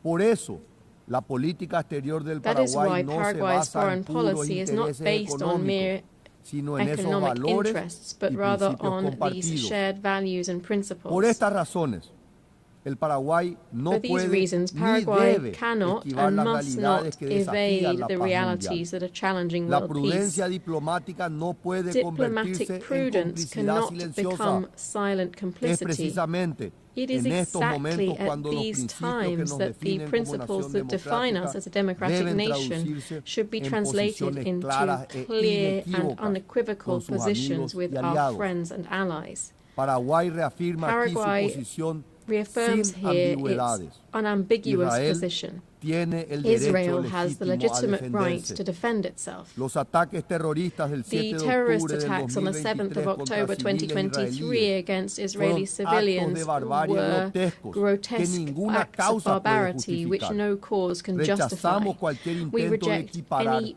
biased sesgadamente attempt la to equate the responsabilidad responsibility entre las of autoridades Israel's democratically democráticamente elected elegidas de Israel authorities y los líderes with del that grupo of the terrorista leaders of Hamas. the terrorist group El Hamas. antisemitismo, señores, como Anti-Semitism, los ladies and hechos diarios lo gentlemen, as demuestran, daily events no show us, es un accidente del siglo is no XX. accident of the Está 20th vivo y century. está fuerte. It is alive Forma and parte kicking. de ese ciclo de violencia It forms irracional part y of de that odio irrational del cycle que of hablaba al violence and inicio de hatred mis that I palabras. referred to at the start of my Debo statement. confesar aquí And I must que confess nunca he here that I have entendido never cómo tanta understood gente ha how adoptado esta so horrible many visión have del adopted mundo, this appalling worldview, dado que el given how pueblo much judío ha the dado Jewish tanto people have material, contributed cultural y materially, espiritualmente al culturally, mundo. and spiritually to Y the sin world. embargo, Yet, lamentablemente, esa lamentably, perversión this sigue perversion entre persists nosotros. among us. La única respuesta The es only estar answer alertos. is No al to remain odio. vigilant, to say Shoah no to hatred. nunca más. Shoah never Es por again. eso que el Paraguay ha That is sido why Paraguay uno was de one los of the primeros first países countries del in the mundo en world to designar tanto a designate both como a Hezbollah Hamas and como Hamas as organizaciones international terroristas terrorist internacionales, organizations, y siempre ha censurado and why it profundamente has sus acciones consistently malvadas. condemned their wicked acts. Condeno decididamente a estas I organizaciones decisively criminales condemn una vez these más criminal hoy organizations ante todos before you ustedes. all again today. Mi país seguirá My country will oponiéndose a continue quienes to nieguen el oppose valor those sagrado who de la deny vida the humana, sacred value of idea human life, fundamental en a la visión fundamental paraguaya idea sobre that el ser underpins humano. Paraguay's vision of the Hacemos human también un llamado person. urgente para la implementación We also de una urgently appeal solución for the que implementation of alivie a la solution situación that will humanitaria alleviate the en humanitarian territorio situation palestino, in the Palestinian ponga fin a territories, la bringing an violencia end to the y violence garantice and la liberación securing the inmediata de immediate los release rehenes, of the hostages, promoviendo un diálogo promoting a constructivo constructive que dialogue conduzca that leads hacia la towards convivencia peaceful pacífica entre coexistence ambos between pueblos both peoples y sea fuente and de lays una the paz foundations duradera for a en la región del lasting Medio peace in the Oriente. Middle East. La diplomacia principista del Paraguay, Paraguay's basada en extremely convicción principled y no en diplomacy mera based on conveniencia, conviction también rather than mere explica la firmeza convenience moral que also tenemos sobre explains otra the democracia moral que stance enfrenta that we have amenazas taken with existenciales. regard to another democracy facing La coherencia existential en la threats. defensa de los valores Consistency in democráticos defending democratic no admite values geografías selectivas doesn't allow ni for cálculos de selective geographies conveniencia. or Los calculations of principios, convenience. cuando son Principles, genuinos, when they are se genuine, sostienen por su valor stand intrínseco, by their no por su intrinsic rentabilidad worth, not by política. their political Paraguay profitability. mantiene con orgullo Paraguay has 67 proudly años de maintained relaciones diplomáticas 67 con la years of República de diplomatic China, relations Taiwán. with the Republic of China, Esta amistad Taiwan. forjada en This valores friendship, democráticos forged through compartidos, shared ha democratic demostrado que la values, has cooperación entre shown that naciones cooperation puede between nations basarse can be en más based que en el on mero more interés. than mere interest. Seguramente esta decisión Certainly, nos this cuesta mucho decision económicamente, costs us dearly pero créanme, economically, but believe el valor me, de hacer lo the correcto no value tiene of doing precio. what is right is Las priceless. crecientes tensiones en el estrecho The de growing Taiwán nos tensions in the preocupan Taiwan Strait profundamente. deeply concern us. Los ejercicios militares cada vez más Increasingly agresivos, aggressive las military incursiones aéreas exercises, constantes, constant aerial la incursions, retórica belicista, bellicose todo rhetoric. apunta hacia All una of this escalada points towards a peligrosa que dangerous podría escalation desestabilizar that no could solo Asia, destabilize not only sino el Asia, orden global but the entero. entire global order. Señoras y señores, Ladies and hay que gentlemen, decirlo sin ser tibios let o it be said pusilánimes. without timidity Taiwán or merece pusillanimity. un lugar en Taiwan este foro. deserves a place in this forum. Taiwán Allow me to se repeat merece it. un Taiwan lugar en este deserves foro. a place Es in una this cuestión de forum. estricta This is a justicia. matter of strict justice. Su exclusión del Its sistema de las exclusion Naciones from the Unidas UN es system una is an afrenta que affront which debilita la undermines legitimidad the de nuestras legitimacy of our instituciones. institutions. 23 millones de personas 23 million decentes, trabajadoras decent, y dignas hardworking and no pueden dignified seguir people siendo cannot remain invisibles para el invisible to multilateralismo. multilateralism. Señores, Ladies and como en gentlemen, otros casos, as in other la cases, cuestión de the Taiwán y question su of estatus Taiwan and its international internacional también status debe, de must forma ineludible, inevitably ser form parte de los part of debates the de esta discussions Asamblea of this General. General Assembly. Es hora de cortar de raíz It is este time árbol to de uproot injusticia this que ya tree of tiene injustice décadas de which has grown for crecimiento y dar decades lugar a and China, to Taiwán give en a las place Naciones to Unidas. Taiwan, China in Estas the United posiciones Nations. principistas basadas en convicciones y no These en principled positions conveniencias based on dan conviction al and not Paraguay algo convenience que es give Paraguay relativamente escaso something en estos relatively días: scarce these days, genuina which is autoridad genuine moral moral para discutir authority los to problemas que discuss nos the aquejan. problems that afflict us. En este contexto de crisis global, Paraguay Against se this reafirma como backdrop una of global potencia media, crisis, Paraguay con un rol stands central en as la a construcción de consensos an y en el intermediate fortalecimiento power del sistema with a central role multilateral. in building consensus and Los hechos strengthening the respaldan multilateral nuestras palabras. systems.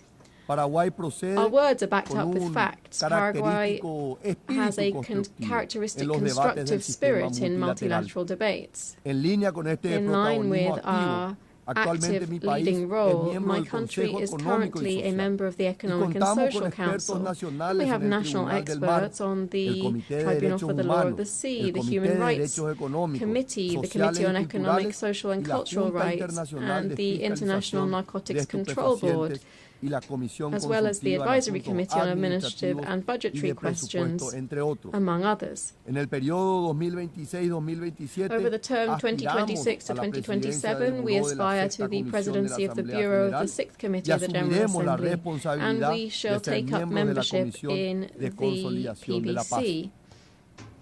Queridos amigos,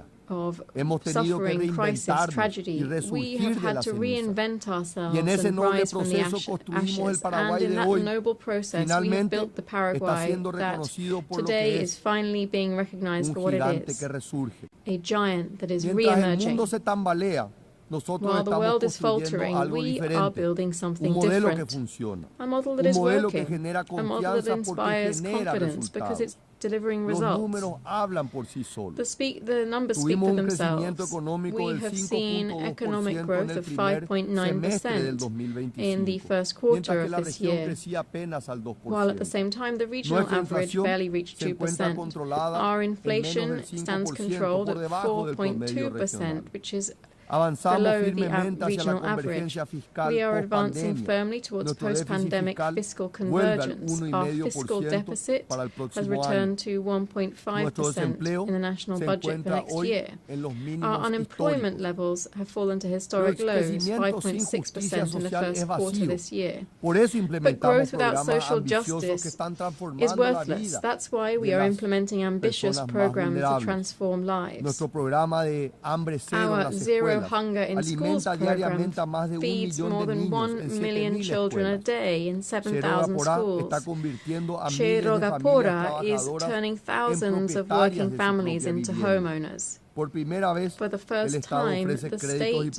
hipotecarios offering con cuotas mortgages with equivalentes a lo que a sería un payments alquiler. equivalent to rent, Transformamos un gasto transforming mensual a en monthly patrimonio expense familiar. into family wealth. Resalto que 120.000 stress personas that salieron de la pobreza en solo un año. La 1,000 pobreza extrema people cayó emerged al from poverty in a single 4.1, year. el nivel más bajo de Extreme nuestra poverty historia. fell to 4.1%, Pero which nada is the de lowest esto level sería in our modern posible history. sin instituciones But none of sólidas. this would have been Por eso possible without emprendimos solid un proceso de institutions. reformas That's why we've audaces. undertaken bold Impulsamos la ley reforms. del servicio We civil promoted para the Civil Service profesionalizar la Act función to pública, professionalize terminando civil con décadas service, de ending with clientelismo. decades of Con la ley de clientelism. integridad y transparencia, We have creamos the mecanismos reales Integrity de and control y Transparency rendición de Act, cuentas, creating true fortaleciendo a la oversight and Contraloría General accountability de la mechanisms and República. strengthening the office of Aprobamos the la ley del Controller Registro General. Nacional We've Unificado, adopted a una ley que National propone Unified una Registry transformación Act, estructural which y proposes ordena, structural luego de más de transformation 100 años, and, after la 100 propiedad years, inmobiliaria en orders Paraguay. land ownership in Paraguay. El resultado, The en outcome of julio del this año is that in pasado, July el Paraguay last year, alcanzó el grado de Paraguay inversión achieved por investment primera vez en su grade for the historia. first time in its history. Distinguidos delegados, Distinguished delegates, el modelo de Paraguay the no es Paraguayan perfecto, model is desde not luego. perfect, of Tenemos course not. enormes desafíos We face y huge falta mucho challenges and todavía. much remains to be Pero done. estamos cambiando la But realidad. we are changing Estamos reality. demostrando hoy We're showing Paraguay no today es that solo un Paraguay país. is not merely Al a decir del country. presidente de la As the president Federación of the del International Automovilismo, Automobile Mohamed Ben Federation, Sulayem, Mohamed durante Ben la Sulayem, celebración del said, Rally Mundial en Paraguay, el Paraguay Paraguay es el is país. the country. Señora Presidenta, distinguidos delegados, Madam President, distinguished comencé este delegates, discurso con algunas advertencias I began this bastante speech with oscuras some sobre el rather estado de la somber warnings democracia about the global state of y global nuestras democracy sociedades. and our societies. Los tiempos son graves The y hay times are mucho de qué grave and there preocuparse. is much to worry Pero about. no quiero terminar con una But I nota do not wish to pesimista. end on a Un pessimistic futuro note. distinto, A mejor, different, más better, luminoso es brighter posible. future is possible. Depende solamente de nosotros, It just de todos depends nosotros, on all of us. de diagnosticar It los depends on problemas our con ability valentía to y diagnose the enfrentarlos con problems with perseverancia y courage and to convicción. confront them with perseverance El and futuro no conviction. está predeterminado. The El future Paraguay es isn't prueba viviente de predetermined. que Paraguay is incluso, living a proof pesar that del despite caos y the la chaos and desolación de la desolation guerra, of war, es posible it is reconstruir. possible to rebuild. Es posible It compatibilizar is la possible prosperidad to con justicia, reconcile el prosperity with crecimiento con justice, growth with sostenibilidad, la sustainability, apertura con openness soberanía. with sovereignty. Paraguay está listo, queridos amigos, para Paraguay, ser dear parte de la friends, stands solución. ready to be part of El the gigante solution. dormido de The Sudamérica sleeping giant ha of South despertado y America has resurge awoken con fuerza. and is re-emerging with Estamos strength. listos para ser un We are ready protagonista central to en la be lucha a por los central grandes valores de la protagonist in the humanidad, struggle for para ser humanity's un great actor values, to protagónico en be el a concierto de leading las actor in naciones, the concert of porque nations. creemos because we believe in a future where democracy does not merely survive but flourishes, because we believe in a future in which development reaches everyone, not just a few, because we believe in a future where cooperation is based on shared values, not on mere convenience, because we believe in a future where trust is earned with results, not with rhetoric, because we believe, indeed, that humanity will not merely endure, but will prevail. That different future is possible. Paraguayans are building it every day. I invite you to build it with us, together, to leave behind a better world for our children and our grandchildren, a world with more democracy, more freedom, more tolerance, more justice, a world in which hope defeats pessimism, in which light overcomes darkness, and good triumphs forever and always over evil. Thank you very much.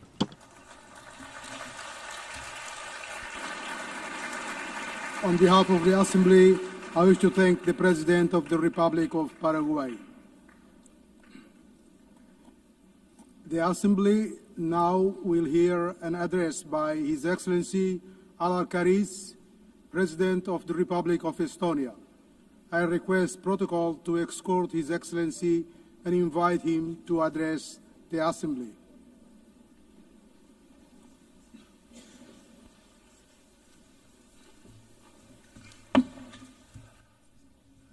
President, Excellencies, ladies and gentlemen. United Nations is an idea of a better world. It is an idea that is not an abstract construction nor an empty declaration, but carefully crafted agreement. The grand agreement that is the basis of a current multilateral world order. An agreement designed to protect international peace and foster prosperity. An agreement to ensure a free and dignified life for everybody. An agreement that is based on the understanding that destruction and horrors of war must not be repeated.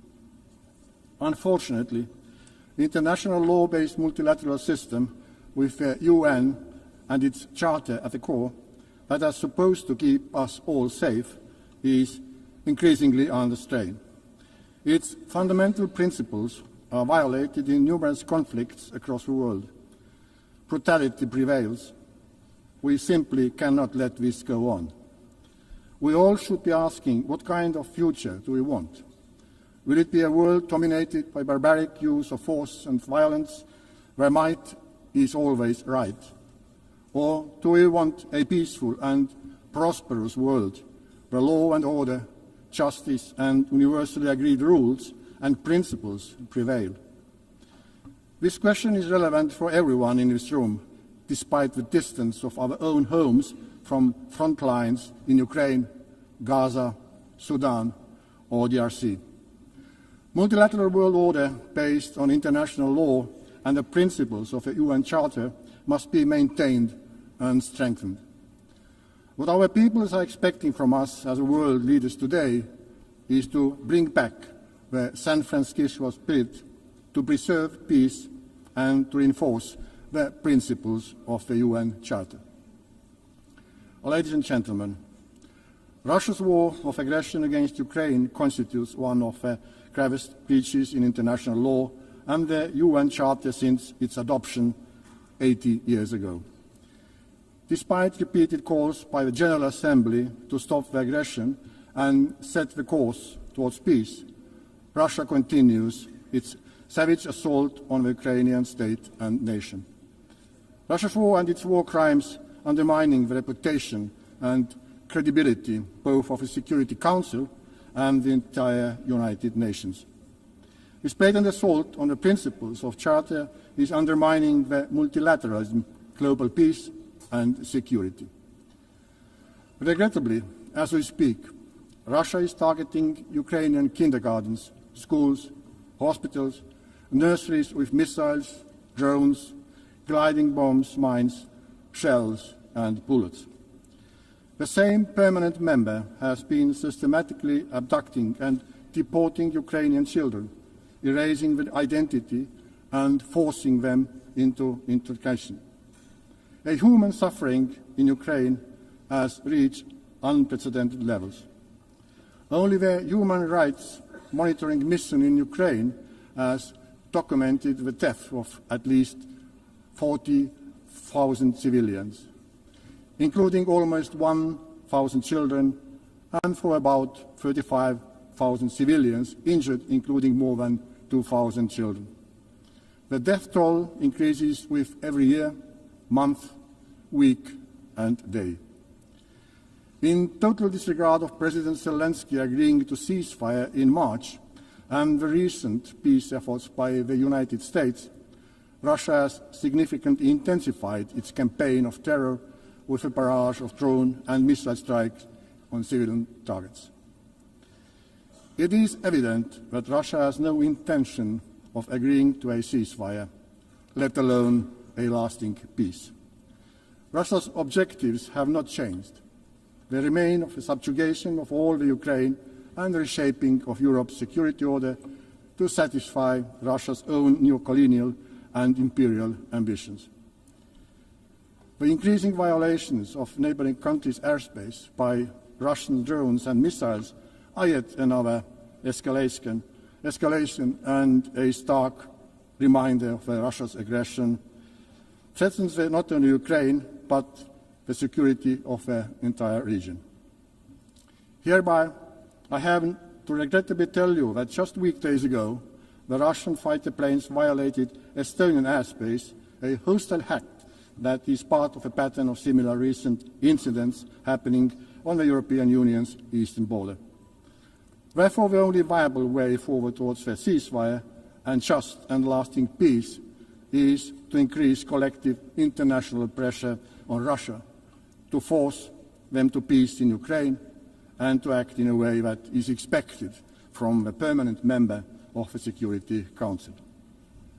Let me assure that my own country, Estonia, will continue to do everything possible to reinforce Ukraine's ability to defend itself in full conformity with Article 51 of the United Charter.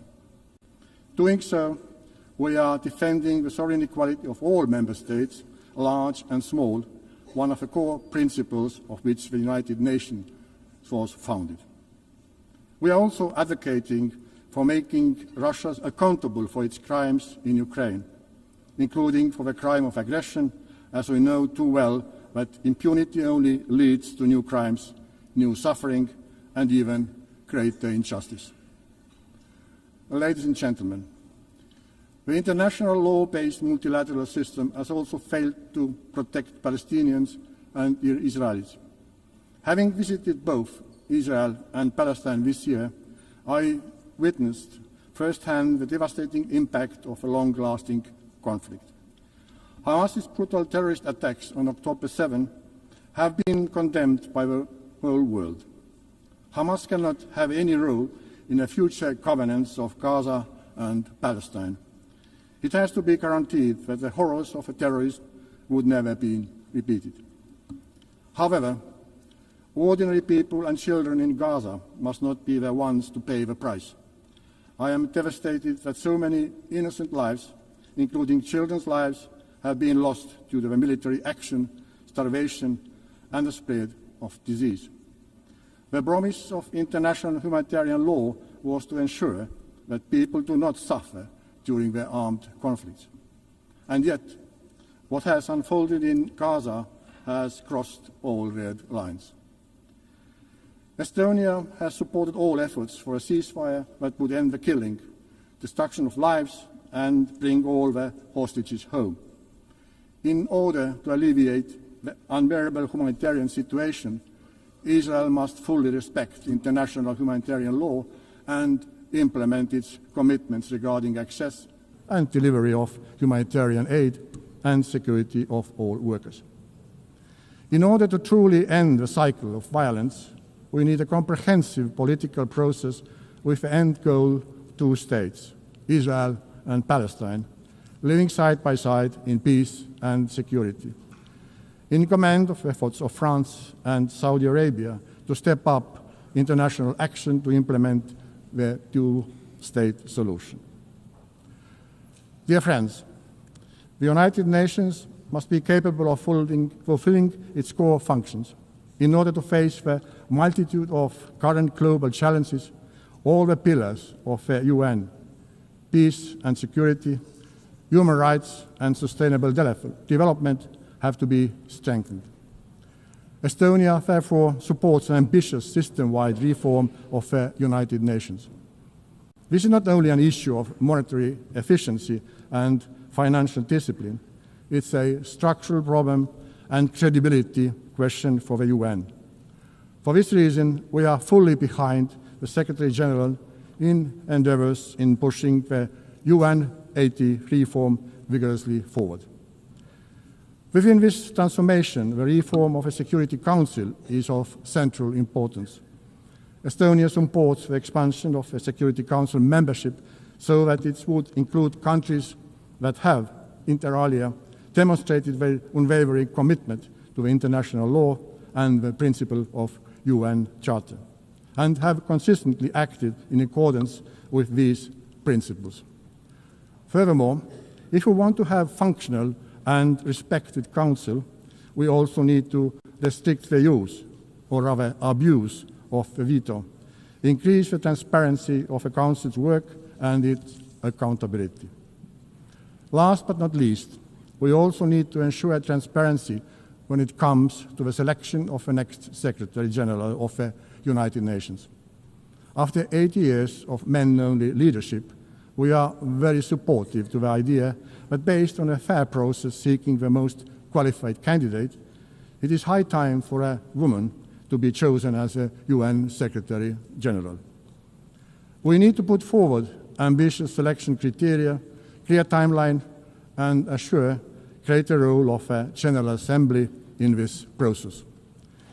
Given the current credibility crisis of the UN, we cannot afford to fall short in the selection process. Dear ladies and gentlemen, sustainable development with clearly defined goals remains a central focus of the UN.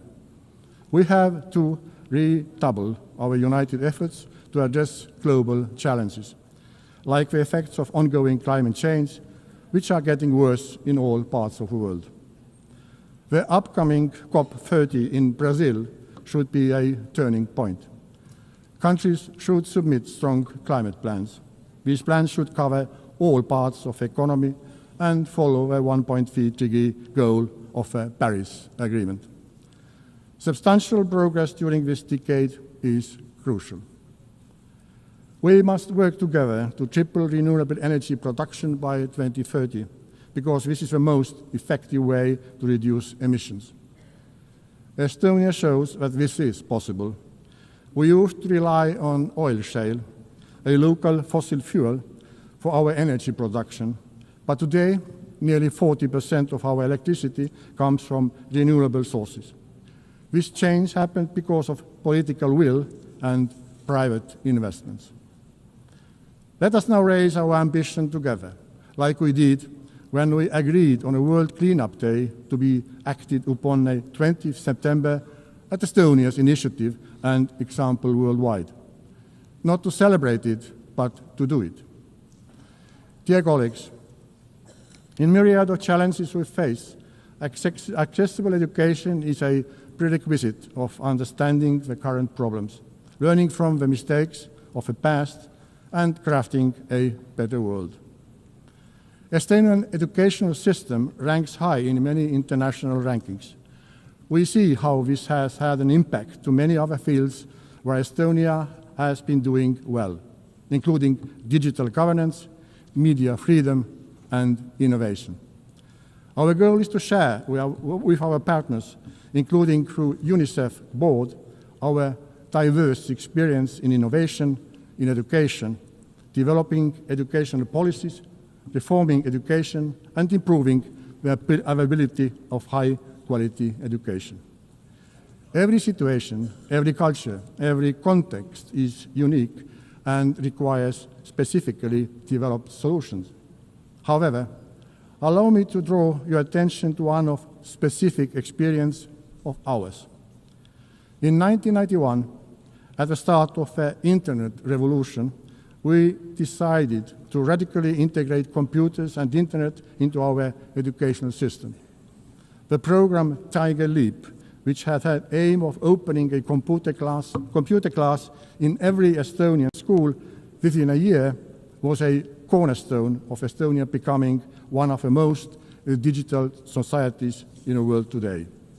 The world today looks different from the one 34 years ago. But new technology is there again and waiting to put it into the best use.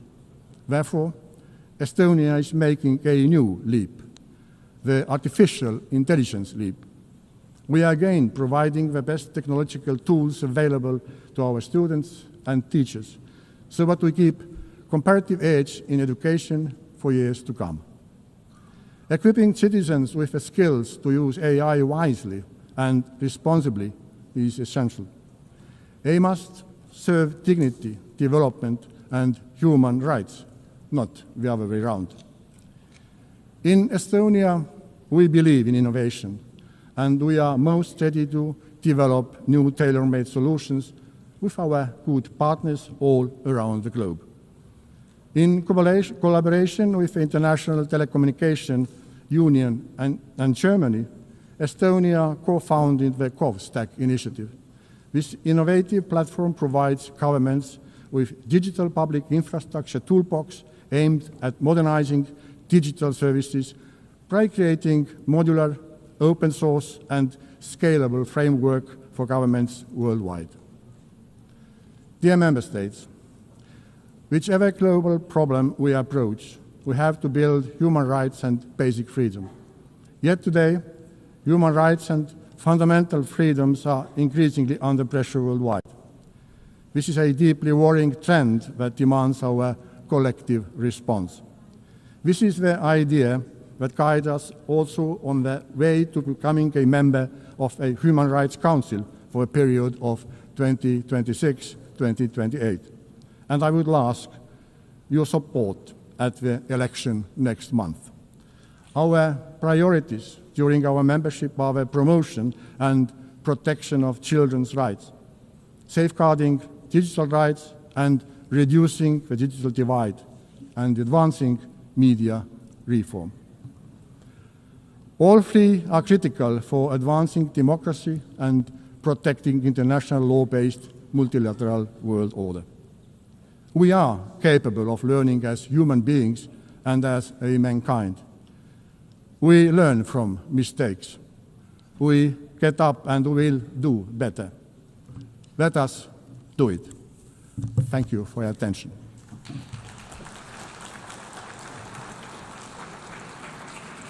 On behalf of the Assembly, I wish to thank the President of the Republic of Estonia. The Assembly will now hear an address by His Excellency Javier Gerardo Milei, President of Argentina Republic. I request the protocol to exhort His Excellency and invite him to address the Assembly.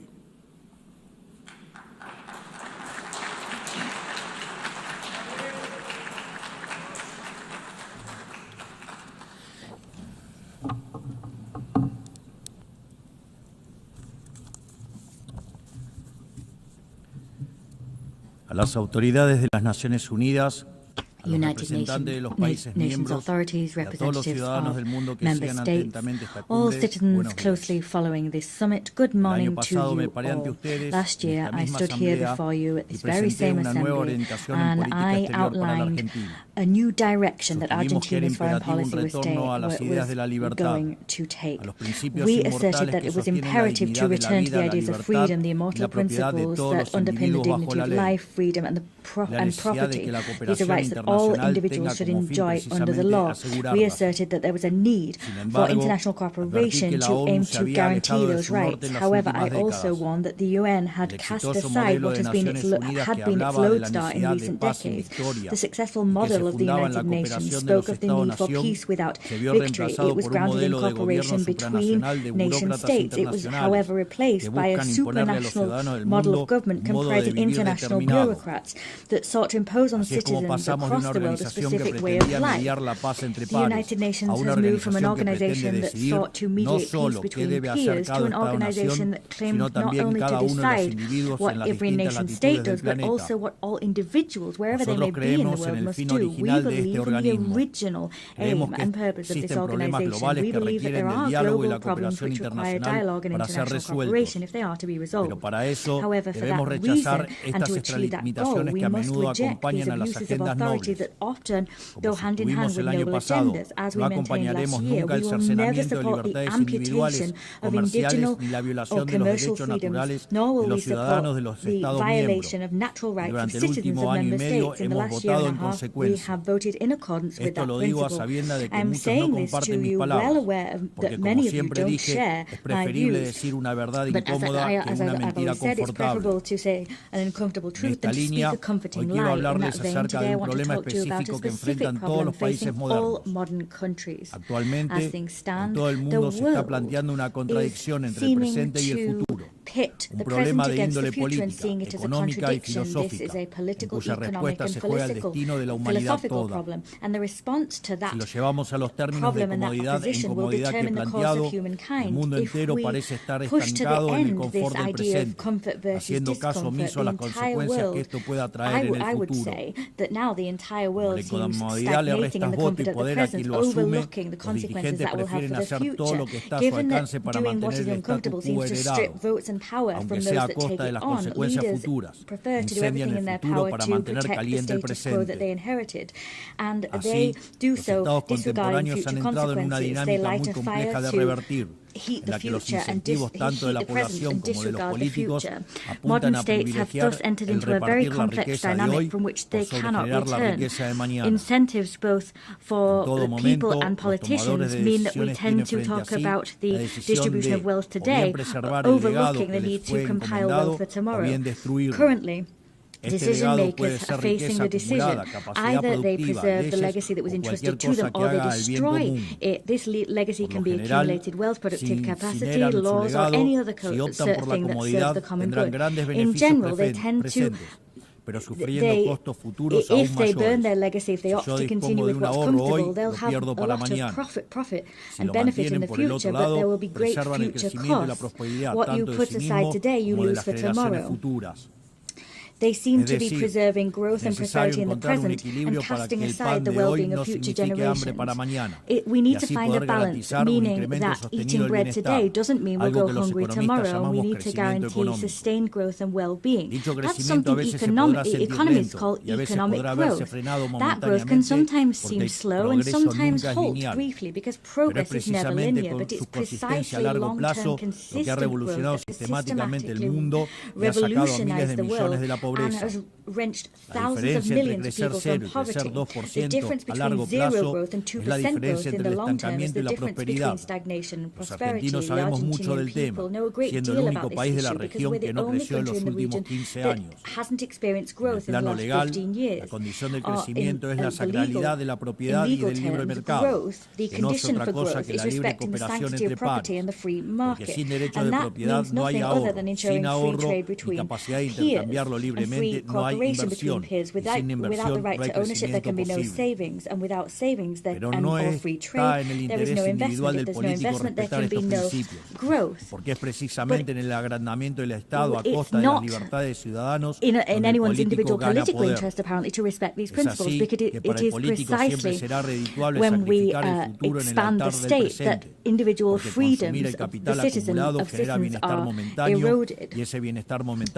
And we simply seek to protect ephemeral present well-being to earn votes, and that's what our politicians do. Accumulated wealth La mayor manifestación de ello es aquellos países que muestran una orgía de aumento de gasto público, ya que el Estado no crea riqueza, sino que la roba, sino que la destruye. En este esquema, el político gana poder por vía doble. Se legitima democráticamente y obtiene más recursos para gastar. Es decir, el político tiene un doble incentivo para fomentar esta traición intergeneracional, porque aunque en el futuro todos pierden, en el presente él más que nadie gana. En este sentido, su nombre grande es aquel que siembra árboles cuya sombra sabe que nunca disfrutará, aquel que tala los árboles que otros sembraron para así construir su silla de poder. Es un hombre miserable, en definitiva, es un hombre despreciable. Este es el gran mal y la gran trampa a la que casi todas las naciones están de a poco sucumbiendo. Porque cuando este proceso se lleva adelante, el crecimiento se estanca. Cuando el crecimiento se estanca, la demanda de redistribución se recrudece. Entonces el político populista grita con más fuerza, apelando a la envidia y al resentimiento. El final de este proceso es ver jóvenes desamparados, sofocados por el desprecio And the ultimate end conclusion of this process is vulnerable young people suffocated under the weight of a state that they know is only there to exploit them. Fiscal expansion, monetary expansion, and the expansion of state power is suffocating individuals, and that's all part of a pattern which we're seeing across all countries, particularly those who claim to make up the free world. But the problem is not only one of economic policies, we also see it when there are violations of equality before the law, or when we indiscriminately open the doors to immigration for political reasons. On the contrary to what we don't see there is immigration, we see invasion. International cooperation bodies have this one among its number, and such international organizations are not alien to this problem. As the years have passed, this organization has acquired responsibilities that run counter to its founding spirit. It has created layer upon layer of organizations, agencies, and programs until it achieved this hypertrophy of administrations that are barely effective when it comes to resolving the problems for which they were created. Responsibilities that the UN has taken on have swelled and swelled, and in step with that, the contributions made by member states have swelled, and in turn, the palpable results that this organization has achieved have greatly reduced. They can't offer the world what they could. There's this cocktail of incentives, and in addition, you have in this organization, unlike how it was, international organizations now see a situation whereby no one's really held accountable for their failures to resolve problems. This contradiction between lofty goals and scant results has created the erosion of the prestige of this House. Without going further, the poor results of Agenda 2030 bear witness to what I've outlined above. What continues to be seen in practice is a cycle whereby we recycle structures. There is more and more being spent and more targets being set. For this reason, Argentina decided to step aside from this process because we saw in Agenda 2030 the improper expenditure of scant resources for purposes that we don't share in order to distract attention from the real global difficulties. The world is on course for stagnation, and that's why we stood apart. I need to raise the alarm here because in Argentina we've seen the natural consequences of proceeding in this way. You keep doing what's comfortable, but then you end up out of step with the future. In other terms, what I'm saying to you is that we're speaking to you from a future that hasn't arrived to you yet, and you've still got time to avoid this problem because no society will survive if it sets fire to the future to simply heat the present. In my country, we've learned the hard way a very valuable lesson. For decades, we jeopardized a future in order to distribute the dividends of the present. In 2030, we finally got to a point where we've had 100 years of doing things improperly. We've been kicking the can down the road, but there was no one left to kick the can to. And then what happened was what I outlined previously. Our state crumbled as a result of this implosion. For the last year and a half, we've taken on the Herculean task of administering and managing extreme scarcity. And for the first time in decades, we're doing what we have to do for a better future. So the only way to usher in that better future is to do exactly the opposite of what we previously did. What we're doing stands in opposition to the rest of politics. That politics asked us to do what everyone was doing for years and what has pulled us into decline. They're asking us to jeopardize our future to meet present demands. They want us to apply the same remedy that we did 1,000 times, and that's exactly what brought us here. gobierno que decidió emprender el camino correcto, aunque sea el más difícil, porque la prosperidad y el progreso de nuestro pueblo no puede postergarse más. No somos, sin embargo, los únicos que estamos tomando las decisiones difíciles que este momento histórico demanda. El presidente Trump en Estados Unidos también entiende que es el momento de revertir una dinámica que estaba llevando a Estados Unidos a una catástrofe. Y sabemos que una catástrofe en Estados Unidos es una catástrofe global.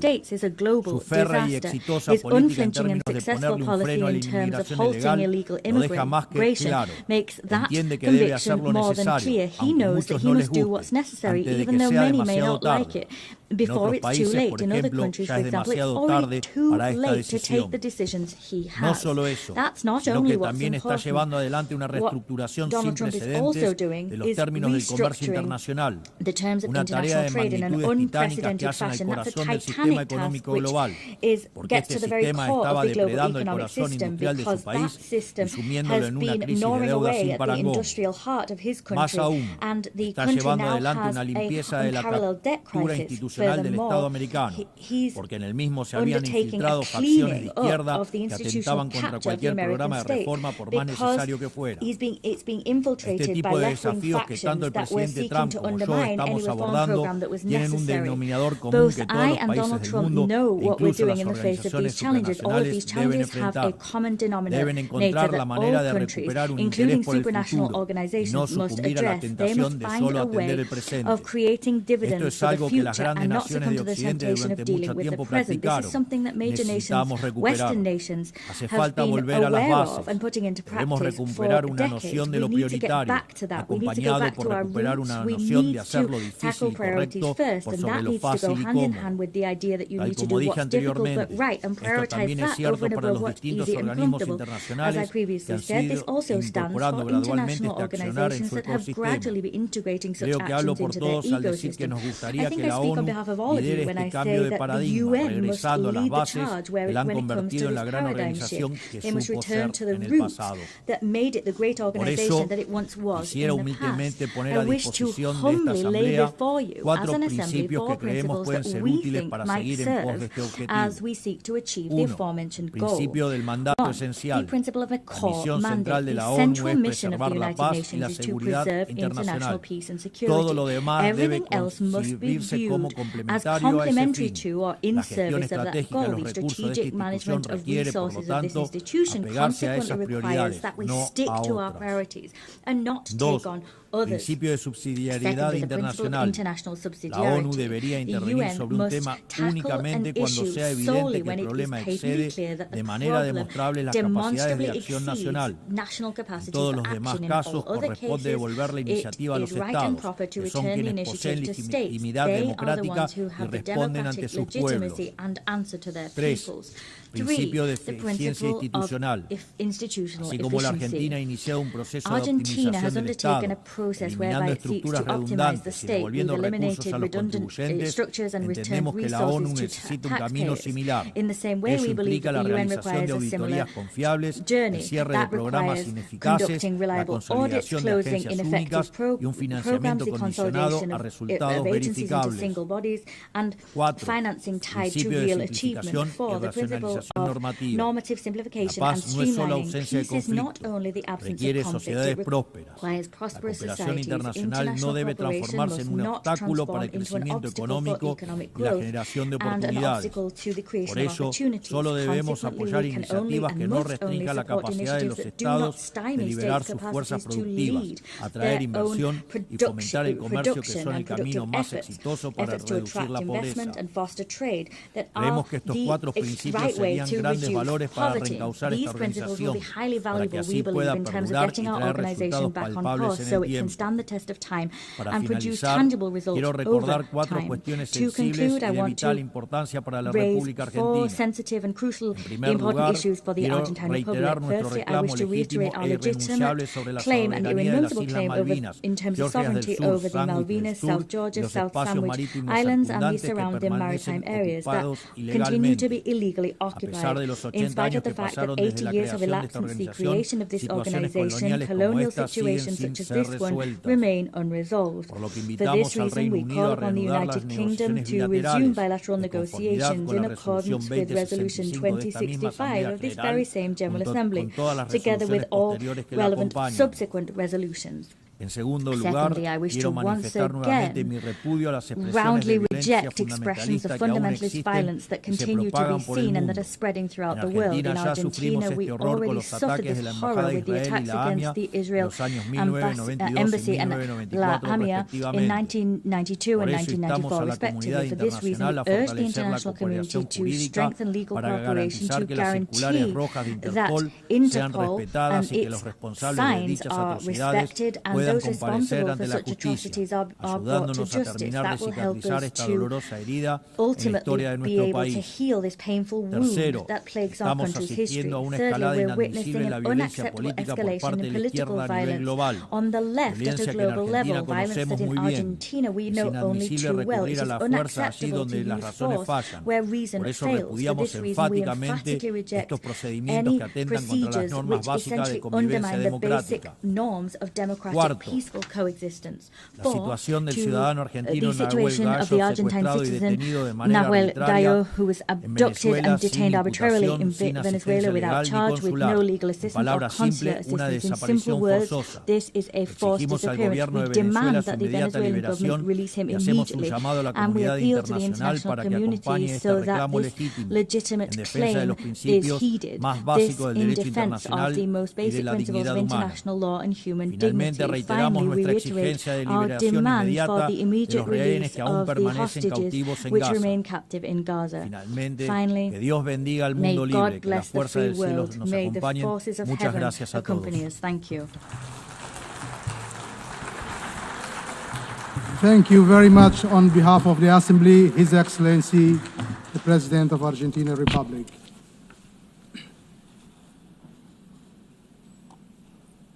The Assembly will now hear the address by His Excellency Alexander Vučić, President of the Republic of Serbia. I request protocol to escort His Excellency and invite him to address the Assembly.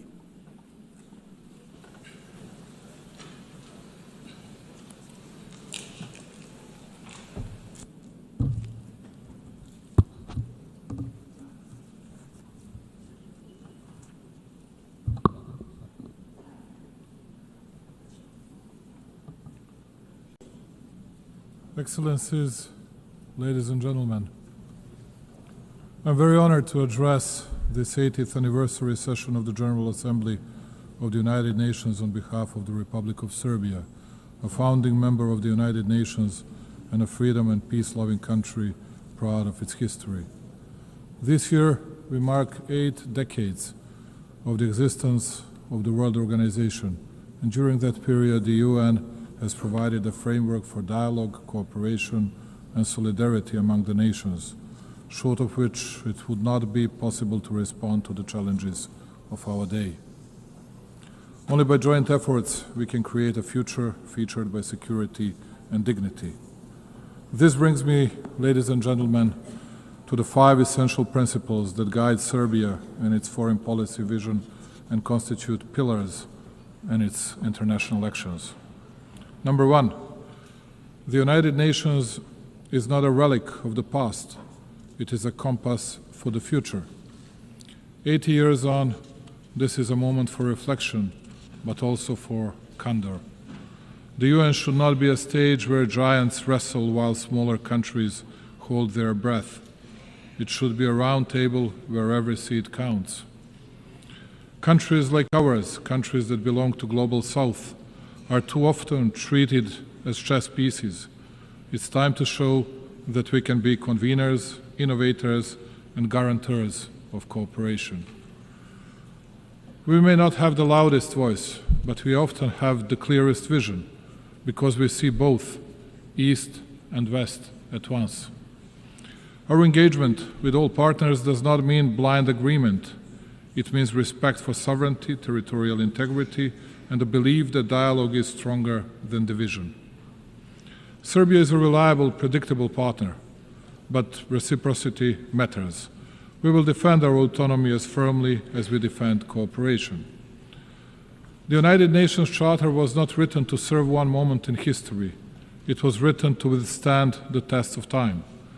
In a world facing deep geopolitical fractures, the United Nations Charter remains the only framework capable of holding us together. Serbia is not a buffer zone, it is a bridge, and bridges connect, they do not divide.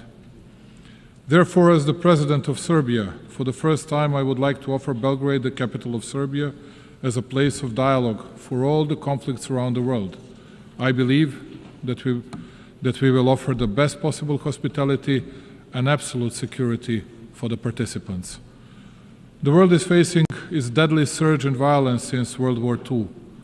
In 2024, 61 armed conflicts erupted across 36 countries, the highest number in more than 7 decades. The proliferation of misinformation, particularly via digital platforms, has fueled distrust between countries, targeting elections, trade negotiations, and public sentiment. Serbia believes in pragmatic cooperation, finding common ground even where disagreements persist. People around the world are frustrated with governments and businesses, and they want a better future for themselves and their families.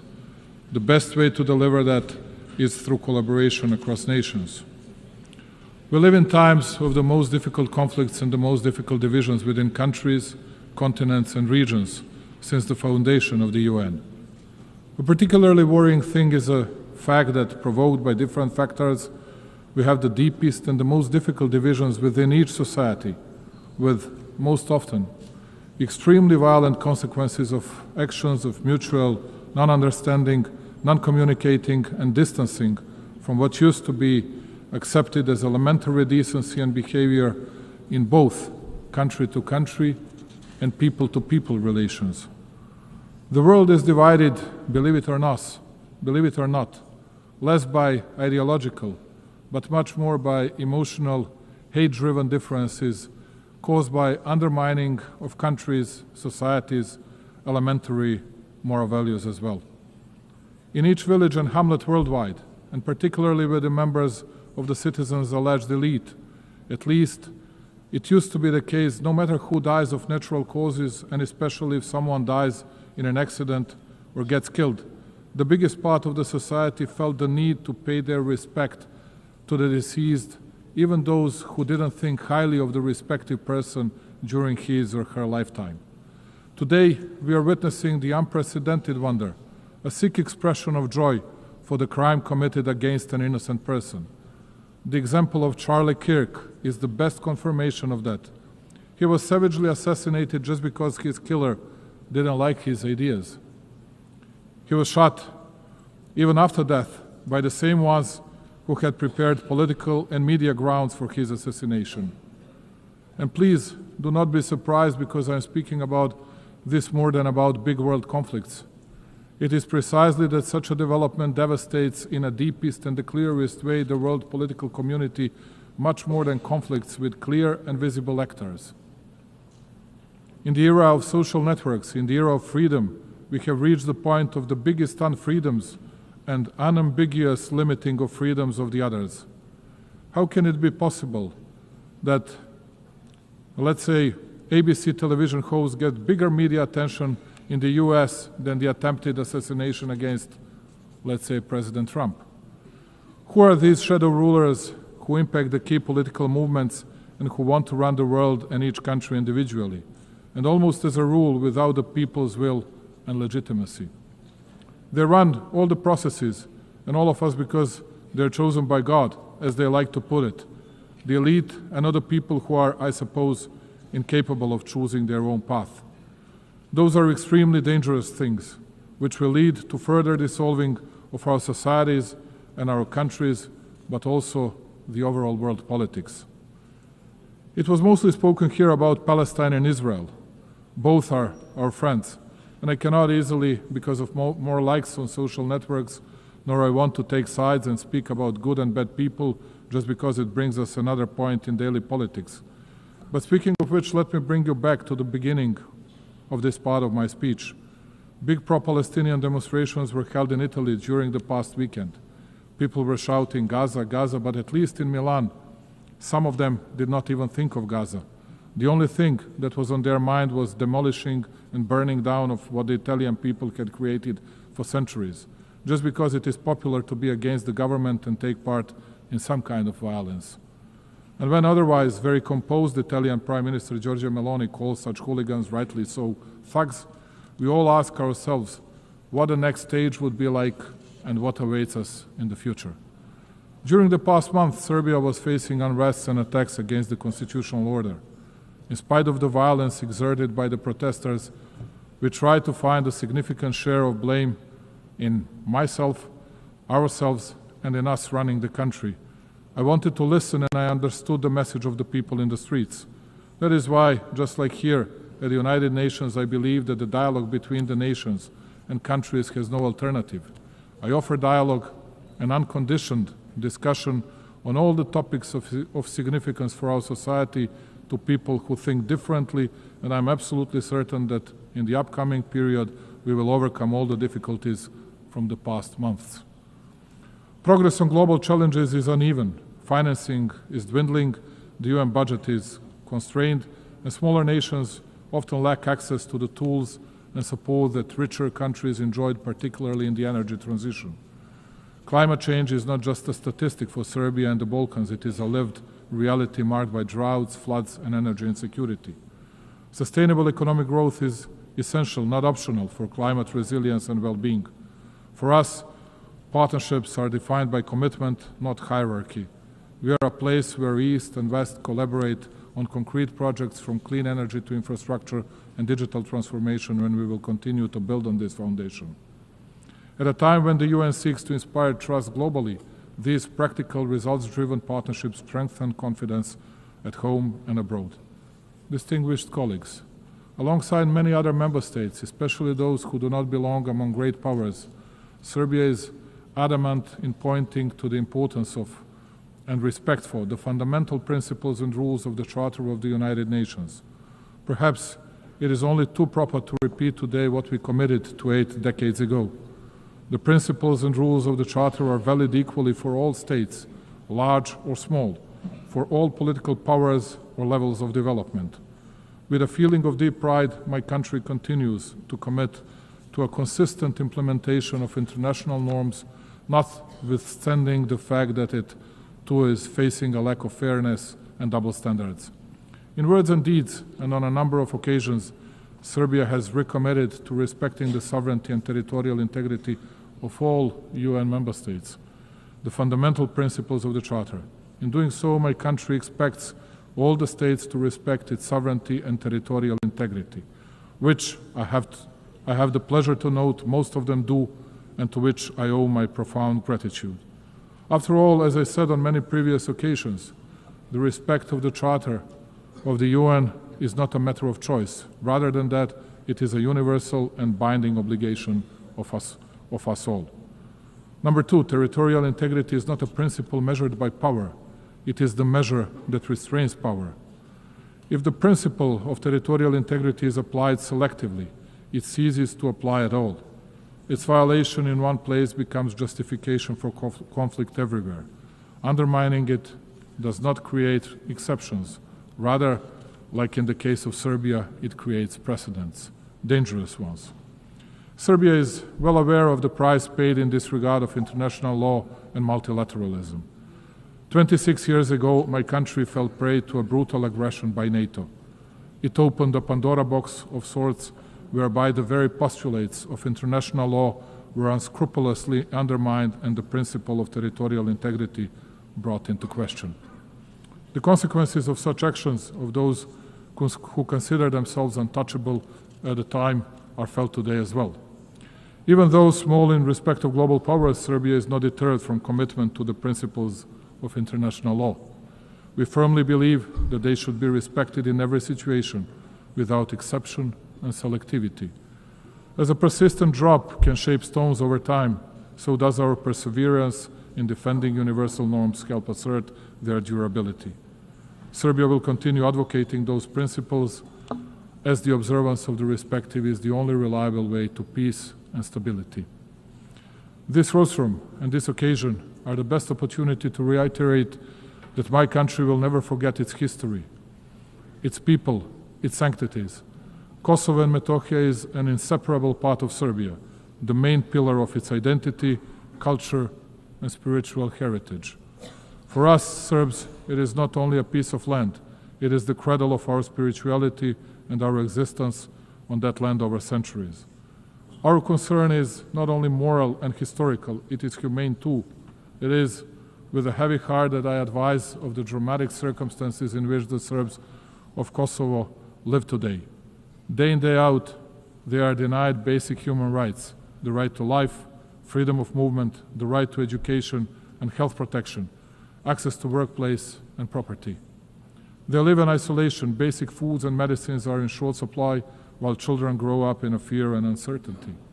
Their situation is not only local by nature, it touches upon the conscience of the entire international community and is a test of its readiness to fend for the innocent and helpless. We witness ethnic violence suffered by the Serbs almost every day. It is frightening in size and scope. The Serbs are physically attacked, intimidated, arrested unlawfully, their property is confiscated, and their rights to language, education, and cultural expression limited. The Serbs are often discriminated against, too. The practice sets the stage to make life in Serbian communities more difficult as they are denied basic services, taxed exorbitantly, and erected hurdles and obstacles too. This is aimed at creating fear and pressure, and by extension change the demographic picture and force the Serbs to flee Kosovo and Metohija. Serbia therefore calls on the international community to take concrete and resolute measures to stop the violence in order to ensure security and rights of all peoples in Kosovo and Metohija. Compassion is not good enough. We need deeds and protection mechanisms. Notwithstanding the continuous, open and obvious violations of UN Security Council Resolution 1244, Serbia continues to believe in dialogue under the European Union auspices. It has no alternative, and if true and committed, it is the only way to a just and sustainable solution in line with international law and with full respect for mutual obligations. Just as in the past, my country will continue to fight for peace, patiently, emphatically, and in good faith. Number 3, the Balkans must not be a stage for the ambitions of others, but a space for shared responsibility. 30 years after the conflict, stability has become our highest value. The nations of the Balkans deserve the right to shape their future free from external patronage through cooperation, mutual respect, and regional ownership. Distinguished colleagues, cooperation, dialogue, and mutual confidence are perceived as main levers of international relations also on the regional level. We consider that our region should look to the future while we continue to work to the benefit of all citizens and economic interlinkage. To paraphrase Indira Gandhi, who once said that one cannot shake hands with a clenched fist, let me say that Serbia will keep its hand extended, the hand reaching over divisions and borders, devoted to stability and prosperity for all those who strive for a positive agenda and a vision of common European future. The stability of our region is of paramount importance for us. As a guarantor of the Dayton Peace Agreement that we signed 30 years ago, we shall always work toward its full implementation and respect for the rights of all 3 constituent peoples in Bosnia and Herzegovina, Serbs, Bosniaks, and Croats. Unilateral acts and the abuse of authority contrary to the letter of the agreement are not conducive to peace and bring about new tensions. Only by the agreement of Bosnia and Herzegovina's people and entities can the stability and functioning of that country be guaranteed. Absence of dialogue and unilateral initiatives without agreement by all interested sides, in particular the initiatives that take advantage of international organizations, are but a step back to a painful past and create new divisions. Serbia will use all diplomatic means to prevent these activities from taking place as they undermine regional dialogue, the process of reconciliation and understanding. We shall not hesitate in our resolve to promote regional stability in an effort to contribute to global security.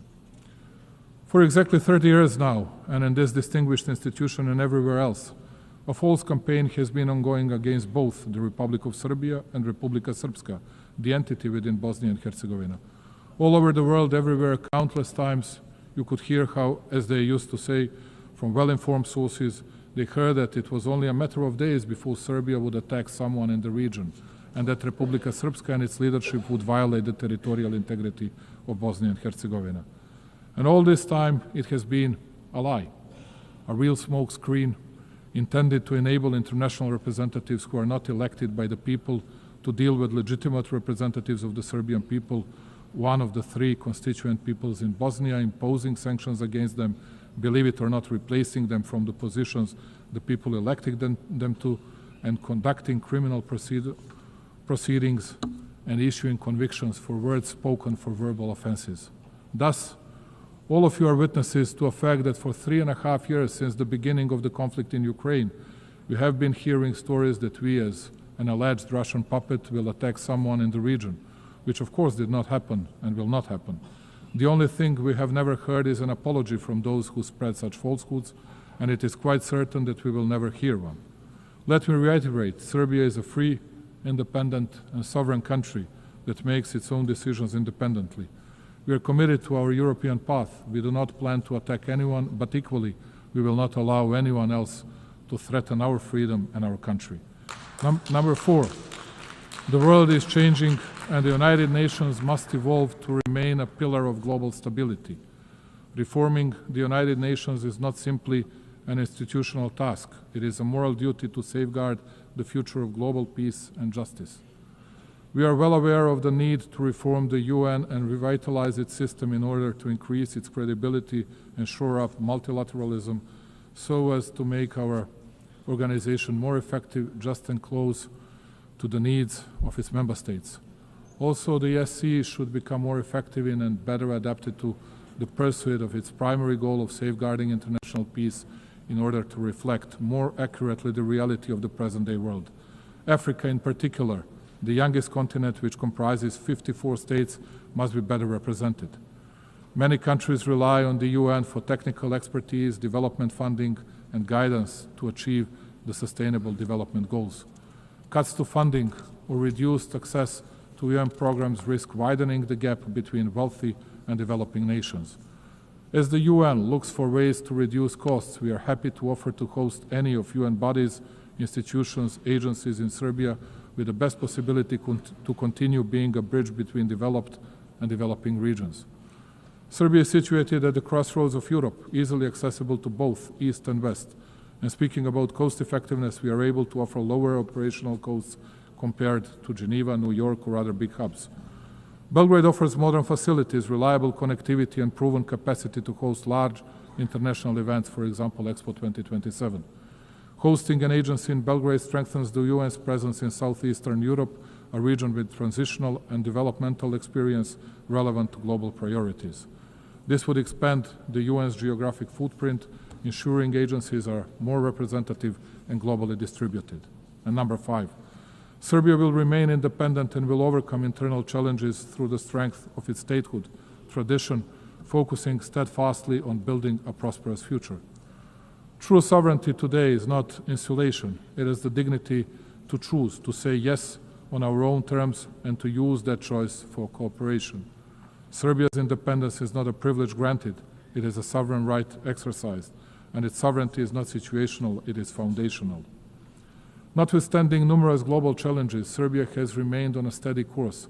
Its macroeconomic situation is stable and its economy continues to grow, which only shows how commitment to reforms and responsible economic policies lead to great results. Investments in infrastructure, energy transition, and digitalization bear out my country's commitment to sustainable development and the 2030 Agenda goals. Let me take a moment, ladies and gentlemen, to inform you that in 2027, Serbia will host the specialized exhibition Expo 2027 with a motto, Play for Humanity, Sport and Music for All. This event will provide an opportunity for my country to show to the world the strength of our culture, sport, and creativity as a universal language that transcends differences.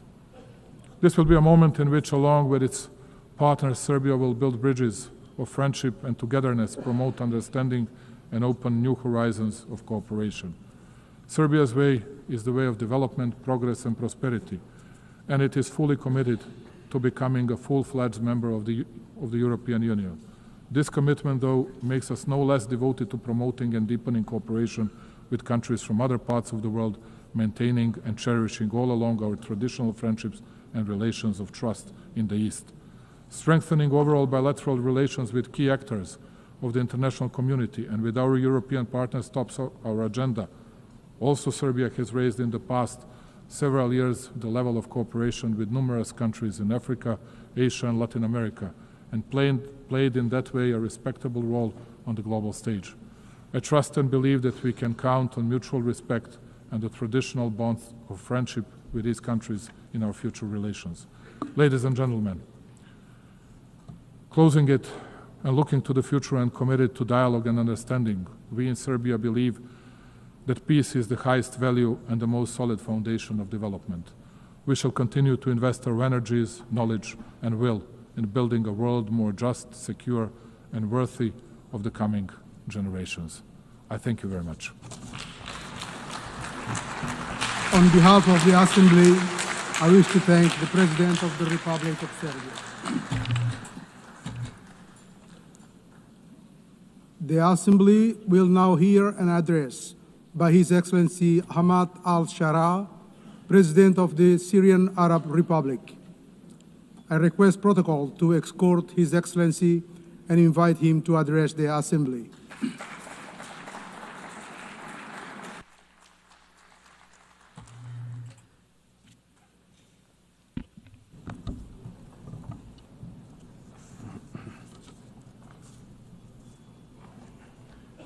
In the name of God, most compassionate, most merciful. The Syrian story is filled with emotions, and it mixes pain with hope. The Syrian story is a story of struggle between good and evil, and between the weak, right cause that has no supporter except God. Our story is one of the lessons of history, and it is an embodiment of noble human meanings and values. In this eternal struggle between good and evil, we find the Syrian story that tells a new chapter of the struggle, one filled with creativity and determination and patience and torture and pain and sacrifice, and clinging on to noble customs and values and hard work and relying on God. All these are tools for truth against injustice and falsehood. Your Excellencies, Mr. Secretary General, Madam President of the General Assembly, Your Excellencies, may the peace of God be upon you. I come to you from Damascus, the capital of history and the cradle of civilizations, a beautiful country that has taught the world the meaning of civilization and the value of human beings and coexistence, to be a beacon for the world.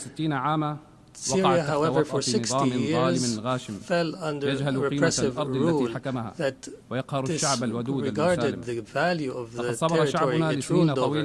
For long years, we've suffered injustice and deprivation and oppression. Then we rose in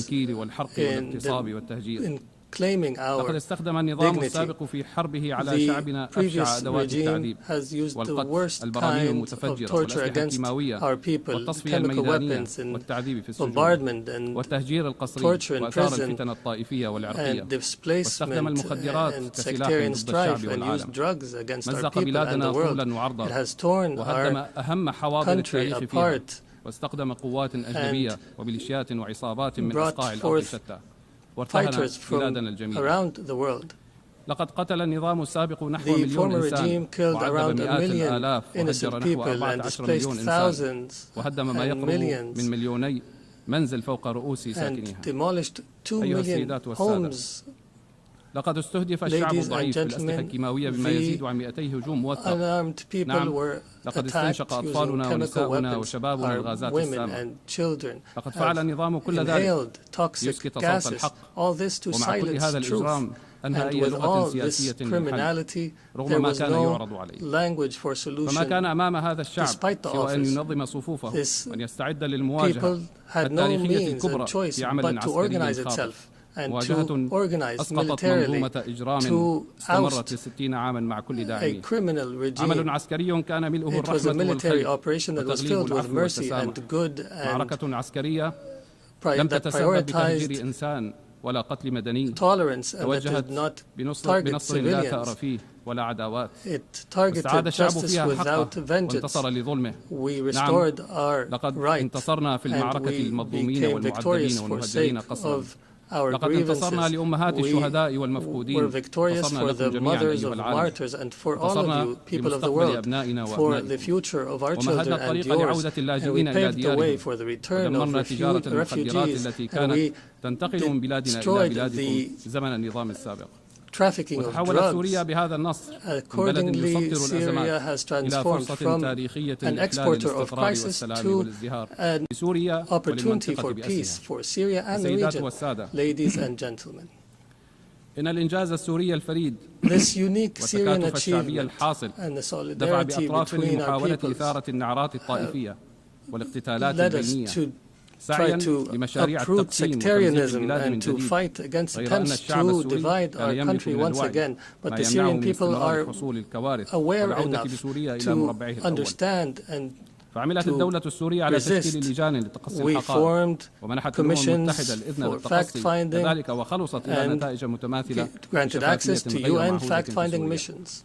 I guarantee to bring to justice everyone accountable and responsible for bloodshed. And in this context, Israeli strikes and attacks against my country continue, and Israeli policies contradict the international supporting position for Syria, which threatens new crises and struggles in our region. For this purpose, and in face of this aggression, Syria is committed to dialogue, and we are committed to the disengagement of forces agreement of 1974. And we call on the international community to stand beside us in the face of these attacks. Ladies and gentlemen, from the very moment the former regime fell, we set out a clear strategic policy built upon three pillars: balanced diplomacy, security, stability, and economic development. We filled the power vacuum, called for an inclusive national dialogue, and announced a government of competence. We strengthened the principle of participation and established a national commission for transitional justice and another for the missing, ensuring justice and fairness. We are now proceeding toward electing representatives of the people in the Legislative Council. We restructured civil and military institutions, dissolving all previous formations. Through intensive diplomatic activity, Syria restored its international relations and forged regional and global partnerships and achieved the gradual lifting of most sanctions. And we call now for the complete lifting of sanctions so that they no longer shackle the Syrian people. Investment laws have been amended, and major regional and international companies have already begun entering the Syrian market, contributing through investment and reconstruction. Syria today is rebuilding itself through establishing a new state, building institutions and laws that guarantee the rights of all without exception. A land of ancient civilization and culture deserves to be a state of law, protecting everyone, safeguarding rights, guaranteeing freedoms, and fostering life to flourish while turning the page of a wretched past. We are determined to restore Syria's glory, dignity, and honor. And in continuation of the Syrian story, I declare before you today the triumph of truth over falsehood. Truth has come and falsehood has perished. Syria is reclaiming its rightful place among the nations of the world.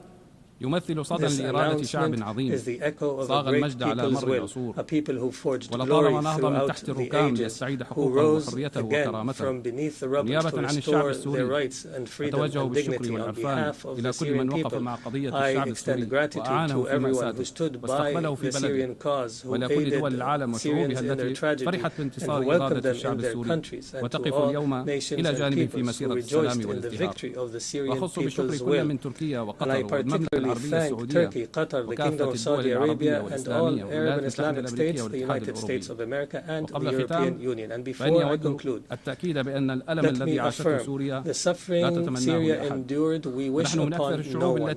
We are among the peoples most deeply aware of the horrors of war and destruction. For this reason, we stand firmly with the people of Gaza.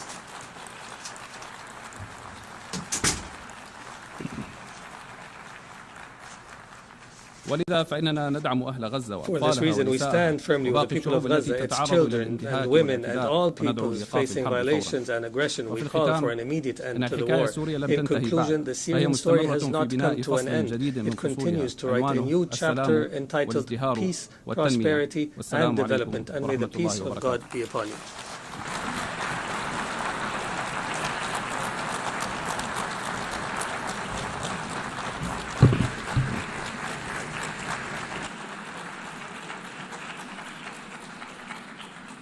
On behalf of the Assembly, I wish to thank the President of the Syrian Arab Republic. The Assembly will hear an address by His Excellency Zoran Milanovic, President of the Republic of Croatia. I request protocol to escort His Excellency and invite him to address the Assembly.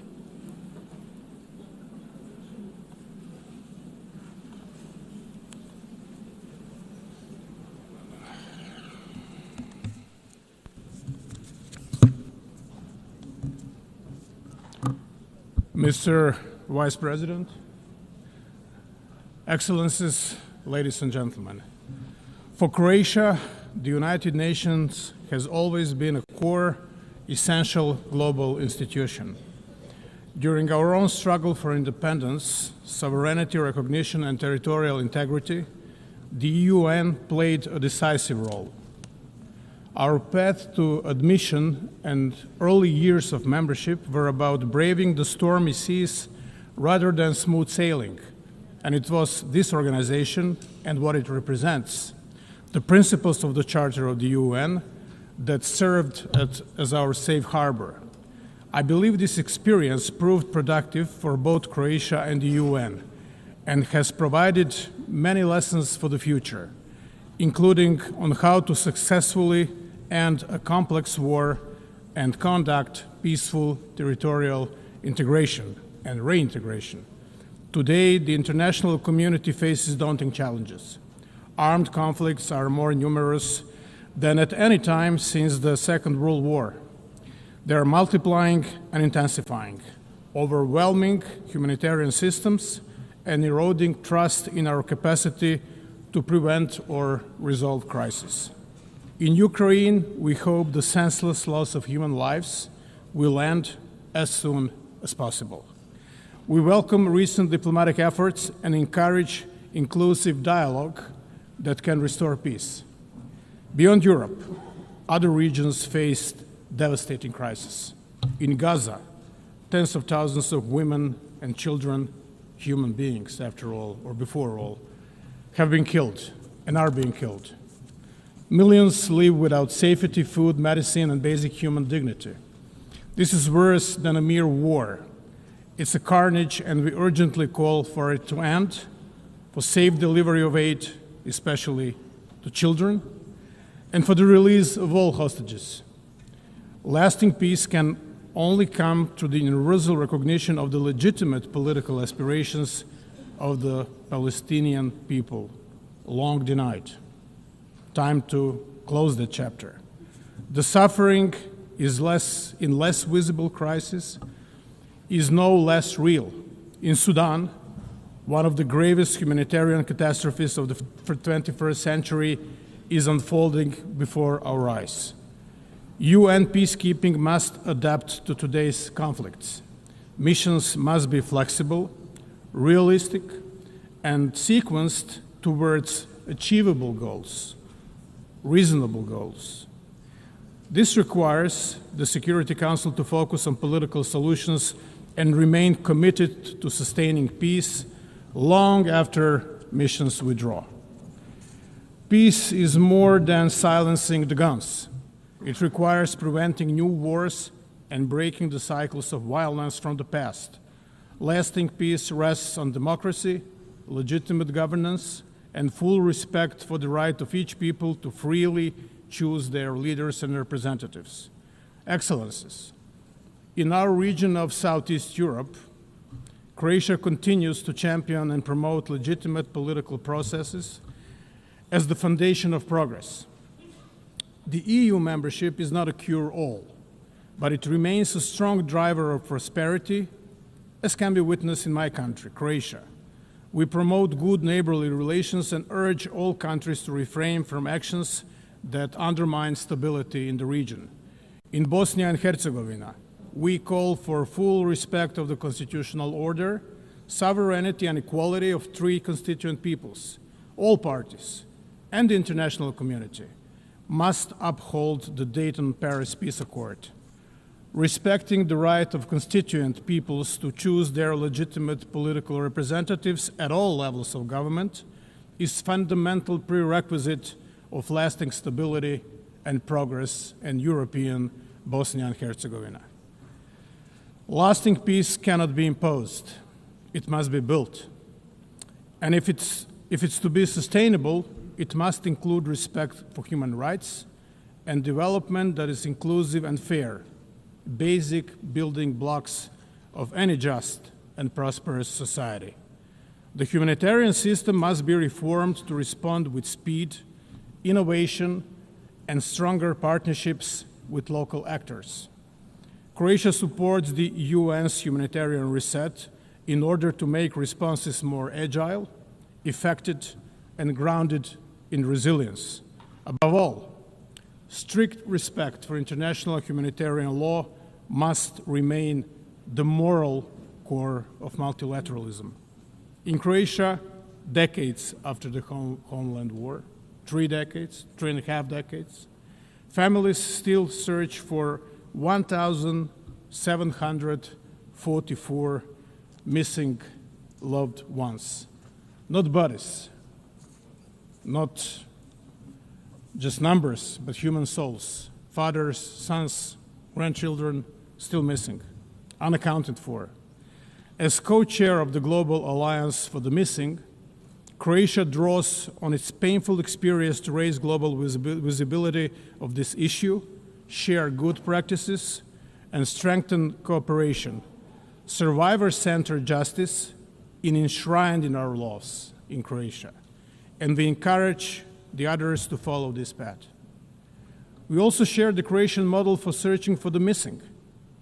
It rests on an effective interdepartmental cooperation and a comprehensive, transparent approach without discrimination, consistent with the highest international standards, of whom some are set by us.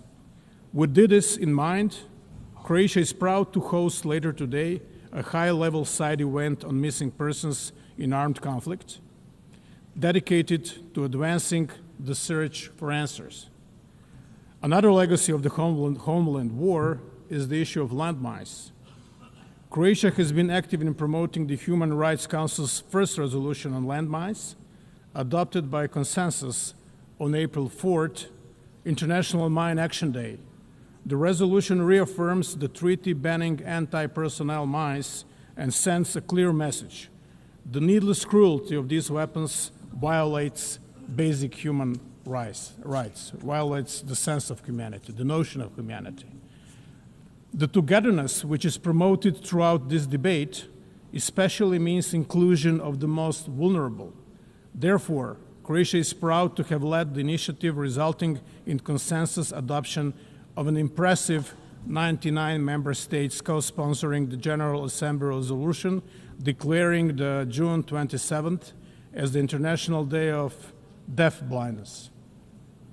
Peace and security are inseparable from development and human rights. The founders of the United Nations acknowledged this when they placed these 3 pillars at the heart of the organization. As we marked the 10th anniversary of the General Assembly's resolution on the 2030 agenda, Croatia reaffirms its commitment to the SDGs and to ensuring that no one is left behind. We are grateful to member states for their support in electing Croatia to the UN Economic and Social Council for the 2026-2028 term. Our priorities will include accelerating the 2030 agenda, preparing momentum for the 2027 SDG Summit and the agenda beyond 2030, and strengthening links between humanitarian, development, and peace efforts. At home, in Croatia, sustainable development is fully embedded in our national planning. Croatia's National Development Strategy 2030 is closely aligned with the SDGs, placing us among leading global performers. We reaffirm our commitment to progress made at SOP meetings, including the landmark SOP 28 agreement to begin phasing out fossil fuels. COP 29 in Baku, Azerbaijan, must deliver a new quantified climate finance goal, and COP 30 in Belém must raise ambition, advance fossil fuel transition, and scale up climate finance. Croatia supports a credible climate finance roadmap. The triple planetary crisis also threatens global public health. Croatia endorses the One Health approach, recognizing the interdependence of human, animal, and the environmental health.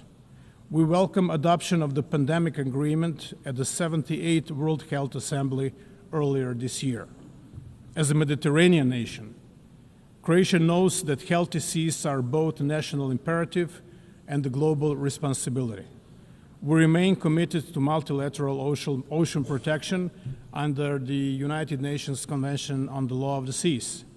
We welcome the outcome of the third UN Ocean Conference in Nice, France, have ratified the BBNG agreement, and urge others to do so without unnecessary delay. Croatia's contribution to development cooperation and humanitarian aid continue to grow. Since 2011, we have steadily increased our support, reaching record levels in 2023. We share lessons from our own recovery, from democratic transition to mine action and veteran reintegration. In Ukraine, our expertise in humanitarian demining is particularly valued, making us one of the leading contributors relative to GDP. Our support extends far beyond our neighborhood, reaching whole Southeast Europe, the eastern and southern neighborhoods, and Africa. Excellencies, fundamental changes we are witnessing in our world are not mere historical echo, but an all-encompassing global transformation. We are at the defining moment of an era to come. Emerging technologies are reshaping every aspect of society: how we live, how we trade, and how we defend ourselves. Drones are a clear example. They did not only increase the lethality of war, they changed its economics.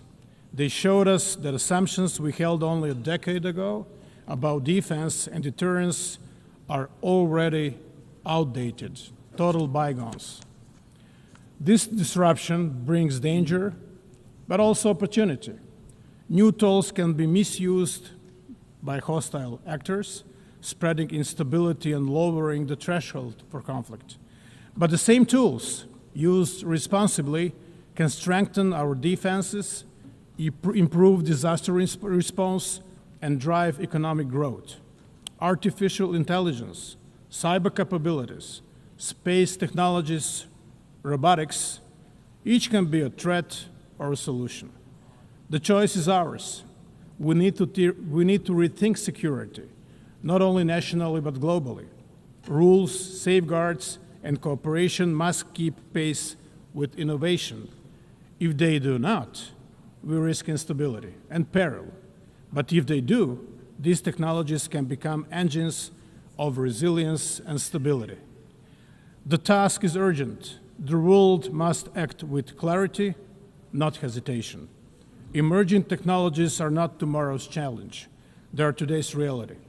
And how we choose to guide them will define not just the future of defense, but the future of peace.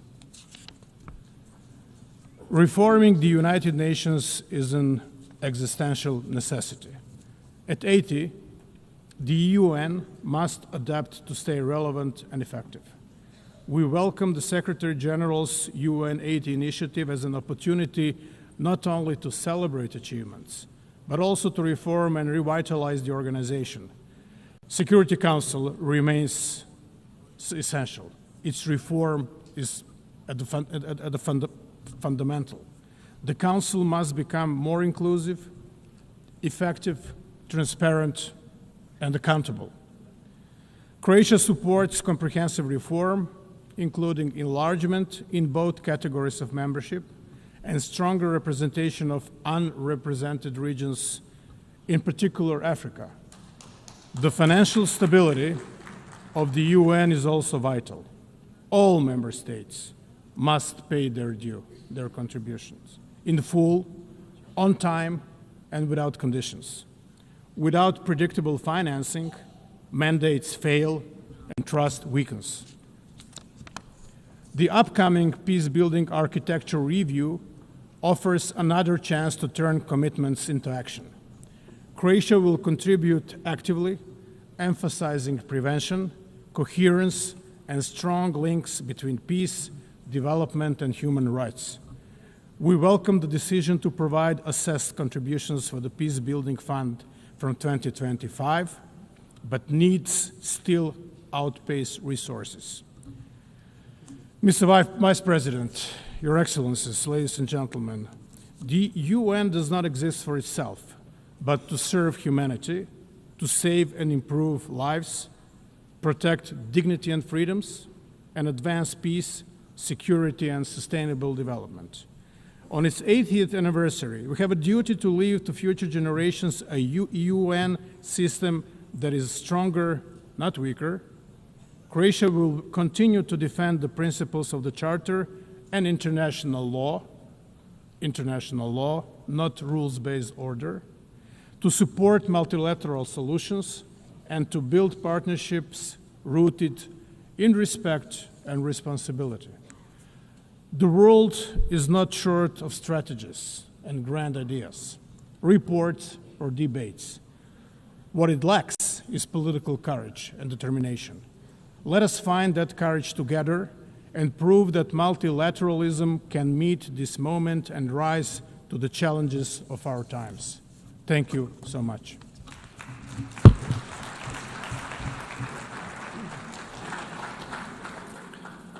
On behalf of the Assembly, I wish to thank the President of the Republic of Croatia.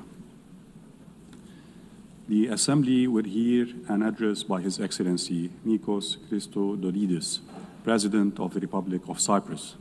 I request protocol to escort His Excellency and invite him to address the Assembly.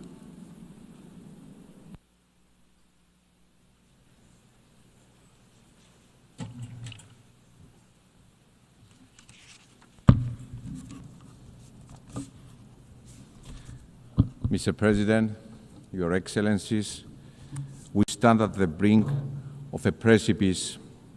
International order, as we noted, is challenged in an unprecedented manner 80 years since the United Nations emerged out of World War II.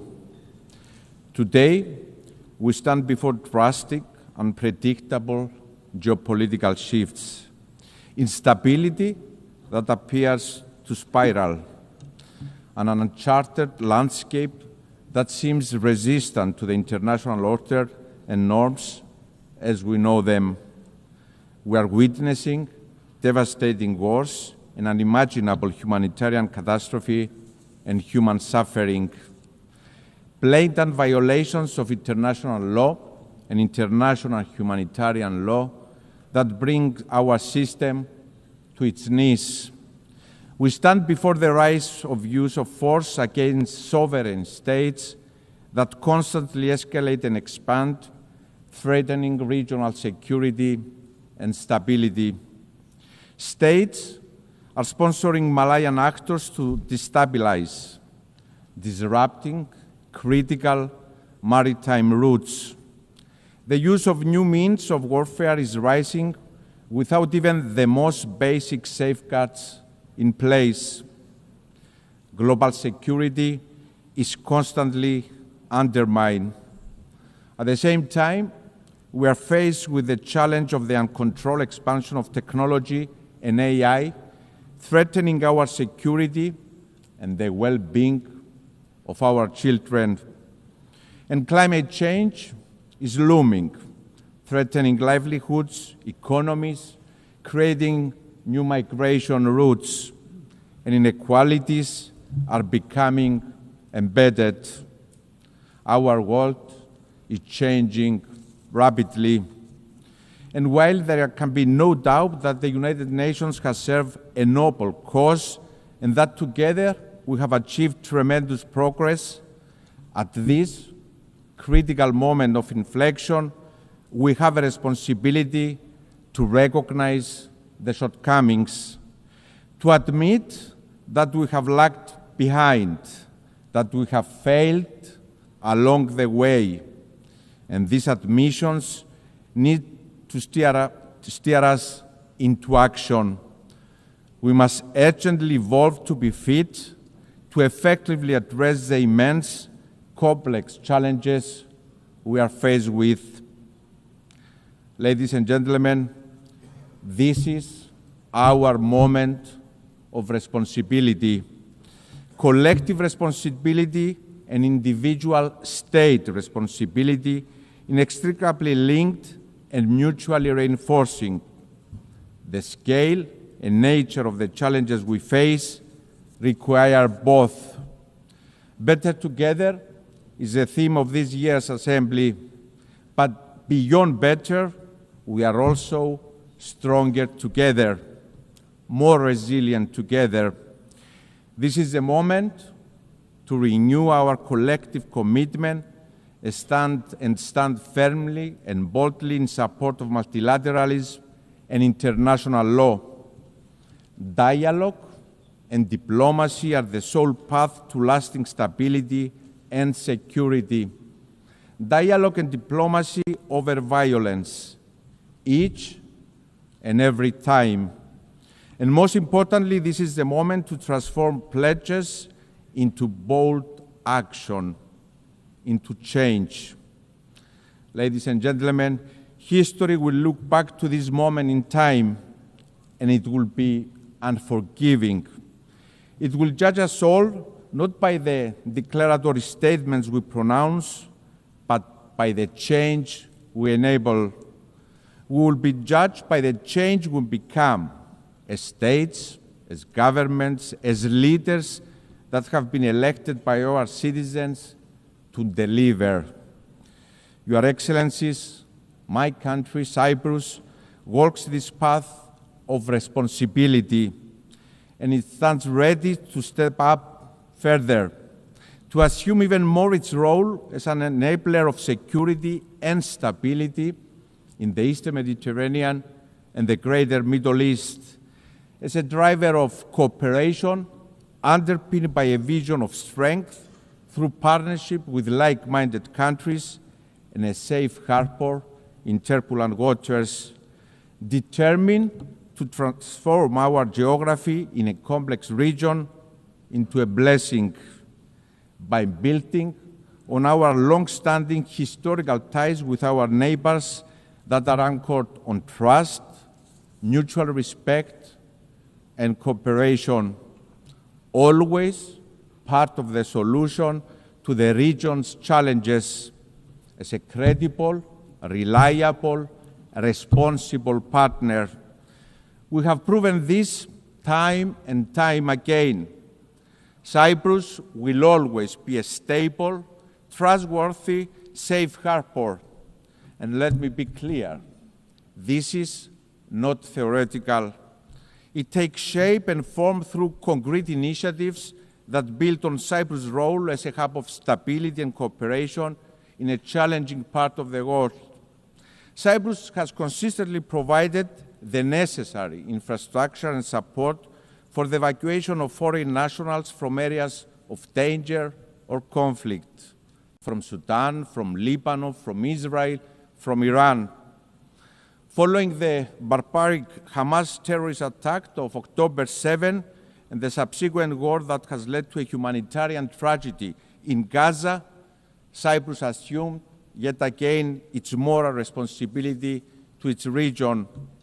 We did so through the development of the Amalthea Maritime Corridor for the delivery of humanitarian assistance to the civilian population in Gaza.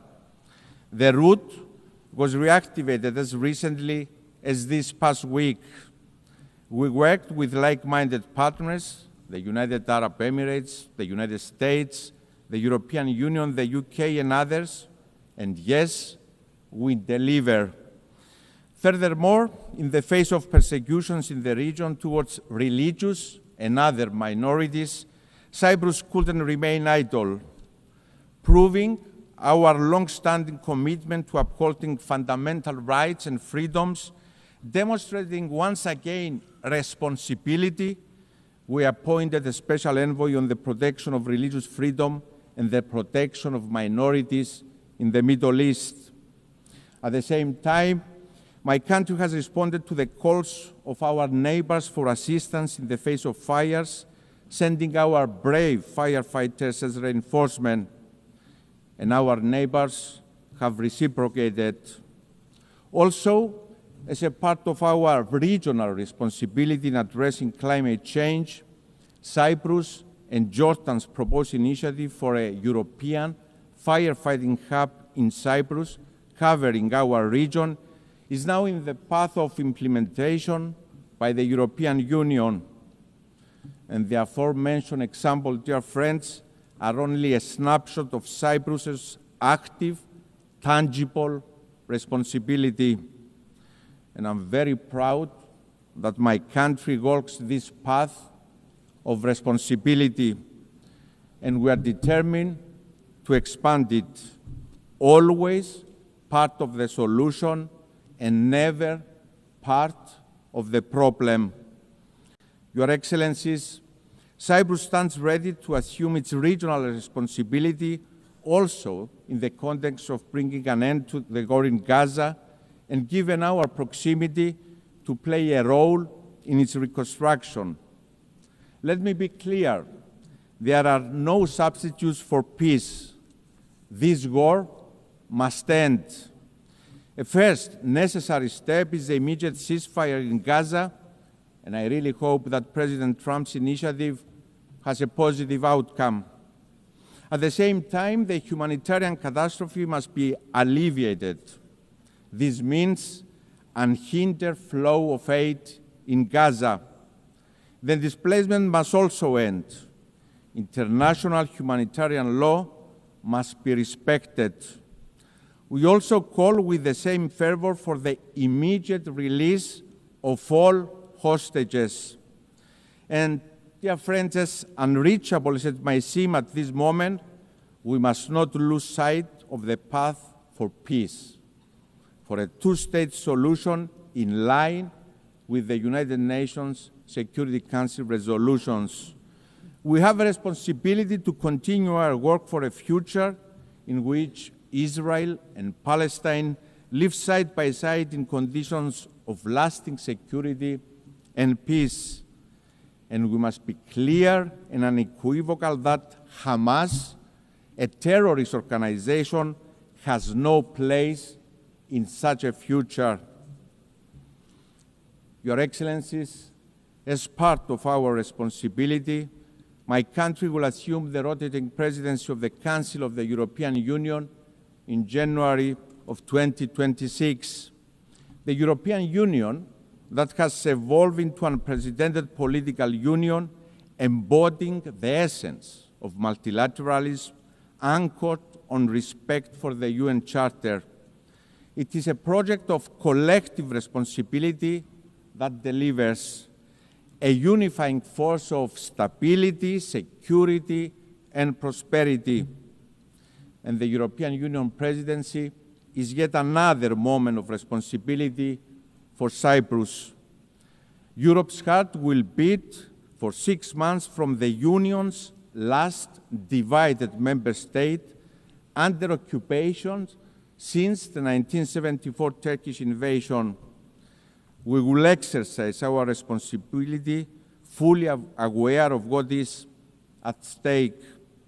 An imperative need to deliver stronger multilateralism, more integration and more cooperation between Europe and the world, to deliver a stronger, more secure, more autonomous European Union, committed to supporting partners focusing also on the Eastern Mediterranean and the greater Middle East, supporting and investing in strategic partners that are pillars of stability in the region, such as Egypt and Jordan, working together with our Lebanese partners to ensure long-lasting stability in the country, working to ensure stability in Syria, inclusivity, respect to religious freedoms, and of course, protection of minorities, assuming more responsibility as a union for our security, but also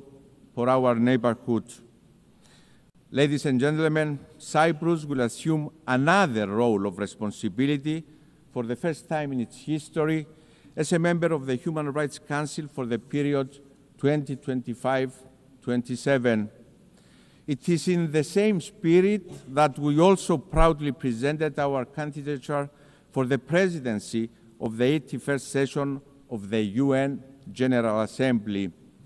As a member state that embodies and embraces the principles of multilateralism, inclusivity, bridge building, and of course responsibility.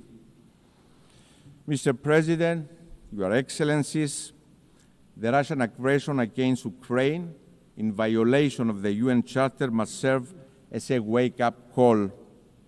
As we condemn the use of force against a sovereign nation, the killing of civilians, the forced disappearance of children, the destruction and displacement, we have an obligation to remember.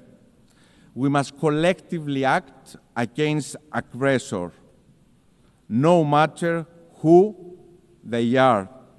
Appeasing the aggressor never yields results, and history demonstrates this very clearly.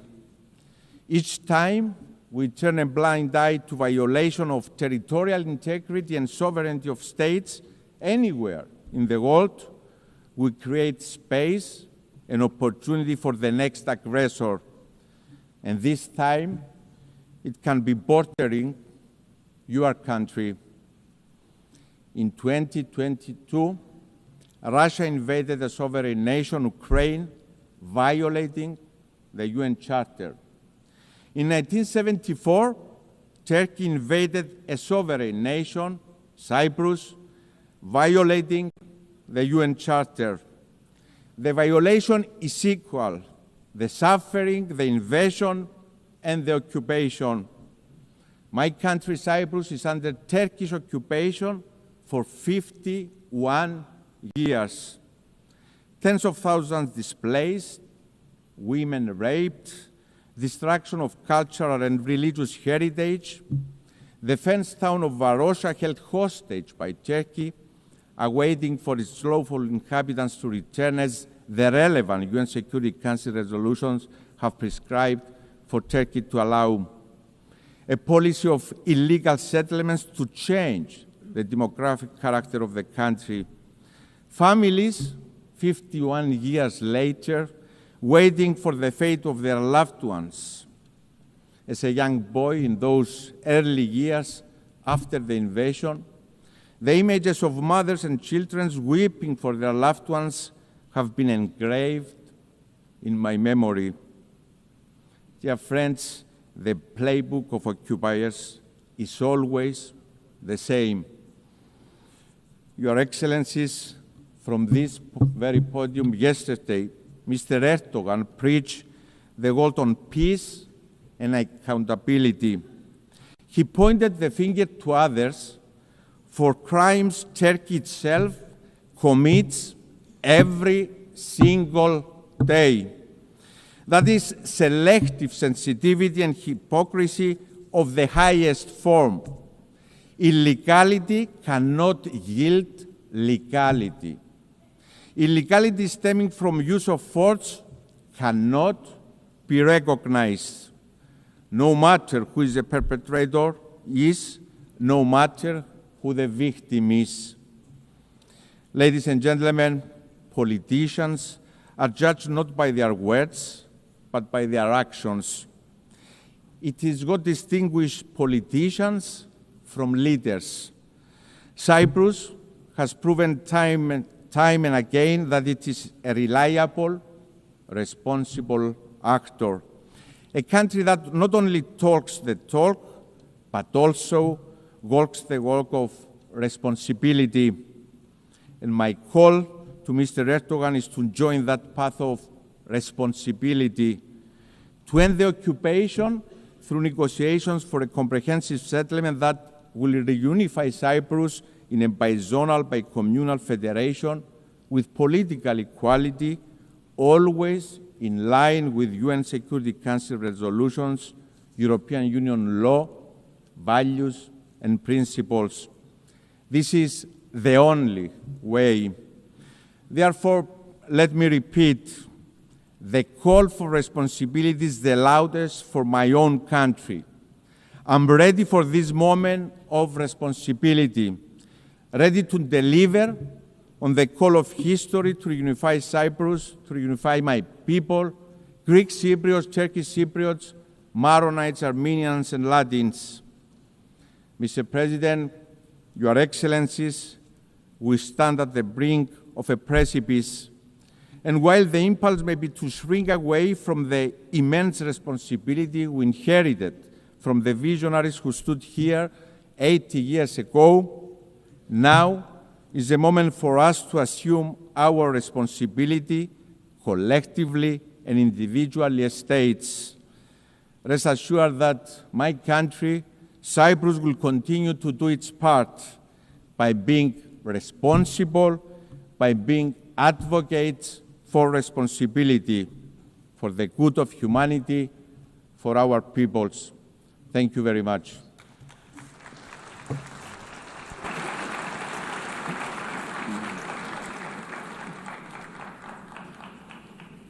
On behalf of the Assembly, I wish to thank the President of the Republic of Cyprus.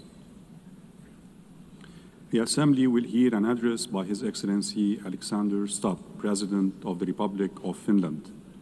I request protocol to escort His Excellency and invite him to address the Assembly.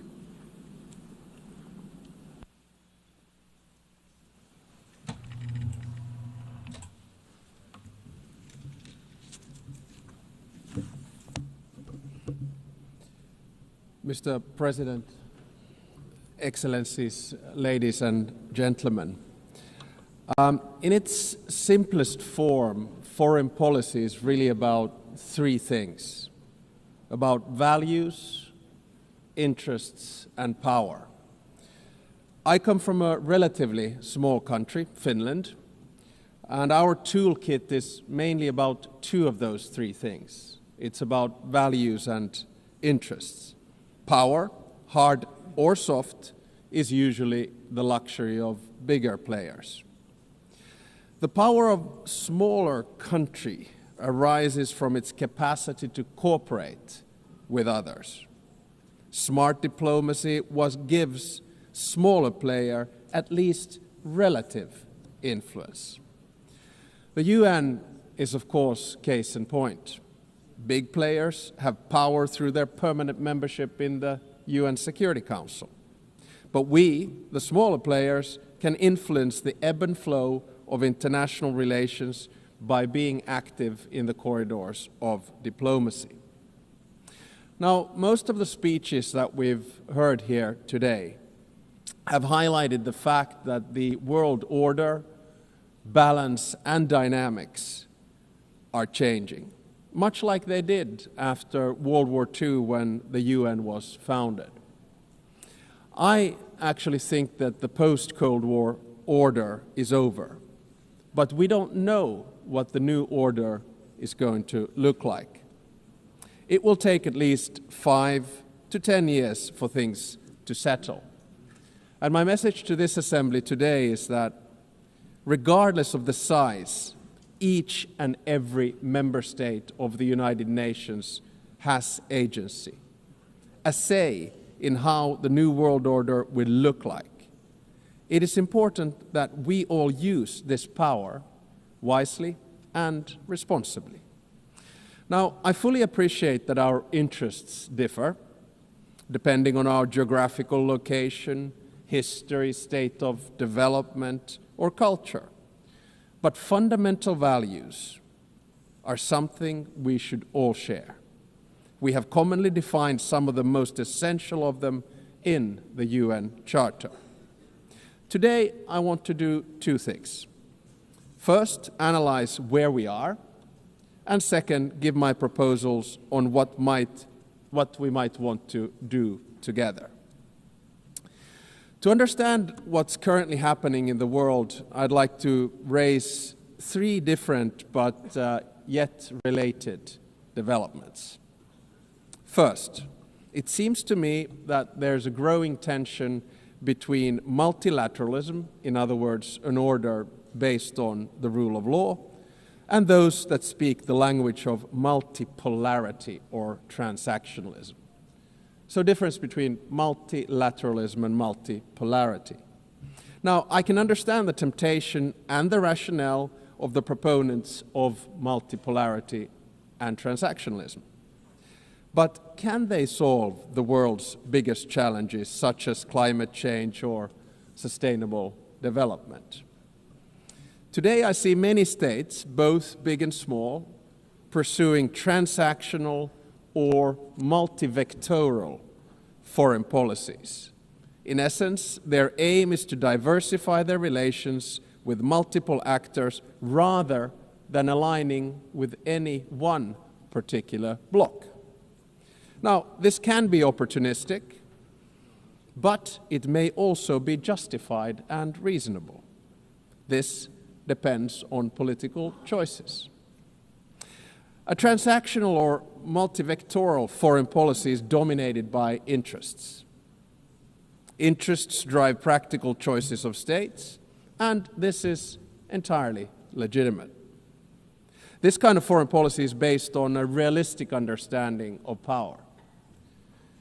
Power defines the limits of what is possible for each state.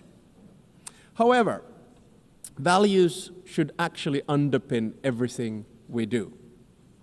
Even transactional or multivectoral foreign policy should rest on a score of fundamental values. Without them, foreign policy will ultimately run into a wall. If you set aside values for unhindered pursuit of power and interests, you will eventually find before you the very same problems you wanted to overlook. Second, the balance of power in the New World Order is shifting towards the South and the East. Many countries, especially in Africa, Asia, Latin America, are becoming or have become key players in determining the direction of the New World Order. To put it simply, they have both agency and power. They are not only an expanding economic force, but their demographic growth is inexorable. This will also turn them into a political and cultural force. It will yield them both hard power and soft power, and they will use it to promote their interests as they should. The 193 members of the United Nations do not have to agree on every minute detail of values, but we have to have a common understanding of fundamentals. They include the sovereignty and territorial integrity of states. They include the prohibition of the use of force and the respect for human rights and fundamental freedoms. These values are the building blocks of who we are and what we stand for as the United Nations. The broad international community has overwhelmingly an interest to uphold them. Let me be clear. Russia has no right to continue its aggression on Ukraine. Israel has no right to violate international law in Palestine. States have no right to use Sudanese or Congolese territories to fight proxy wars for their economic or strategic self-interests. I urge us all to heed this message of the international community and act accordingly. War is always a failure of humanity. It is a collective failure of our fundamental values. It is a failure of us as human beings. Thirdly, I would like to say a few words about the state of the United Nations, the institution where we are. The UN was created to maintain and promote peace, stability, development, and friendly relations among nations. In order to achieve this, the balance between the three elements was required. The power at the highest level was represented by the UN Security Council. The interests of the wider membership were reconciled here in the General Assembly, and the values were enshrined in the Charter and consolidated as rules of international law. Now, unfortunately today, the UN is struggling to fulfill its central promise of delivering peace and stability. We can always blame each other, but at the end of the day, it's a collective decision. Countries have increasingly taken the liberty to break the rules of international law and to use force against other people's territories and suppress other nations. The United Nations of today does not sufficiently reflect the realities of the balance of power. All too often, it fails to serve as a forum for the coordination of interests, and the values at its core are too often not respected in good faith. We all want to have the freedom to make choices and a possibility to influence the world around us. Today, many countries are seeking answers in multipolarity or transactionalism. If the UN fails to deliver, this trend will accelerate. So, let me sum up in the terms of the three pillars: values, interests, and power. Our values can divide us. Fundamentally, however, they should unite us around the basic principles of humanity, the rule of law, and the prohibition of aggression. Our interests differ, and it's only right that we promote them. However, our choices have consequences. Opportunism will eventually be forced to confront the problems it tried to ignore. Power will constantly seek a new balance. We must adapt to change. Nevertheless, we should not allow the rise of hard power to blind us. The power of legitimacy, integrity, and rules will remain strong. So let me get to my second part, from the situation to possible solutions or things that we could do together. Never before in history has humankind had such means of innovations at its disposal to solve the world's most pressing problems. However, the current direction is wrong in so many ways. There are more wars than at any time since World War II. The world is becoming increasingly divided. And so are our societies, and the measures to deal with climate change and sustainable development are lagging behind.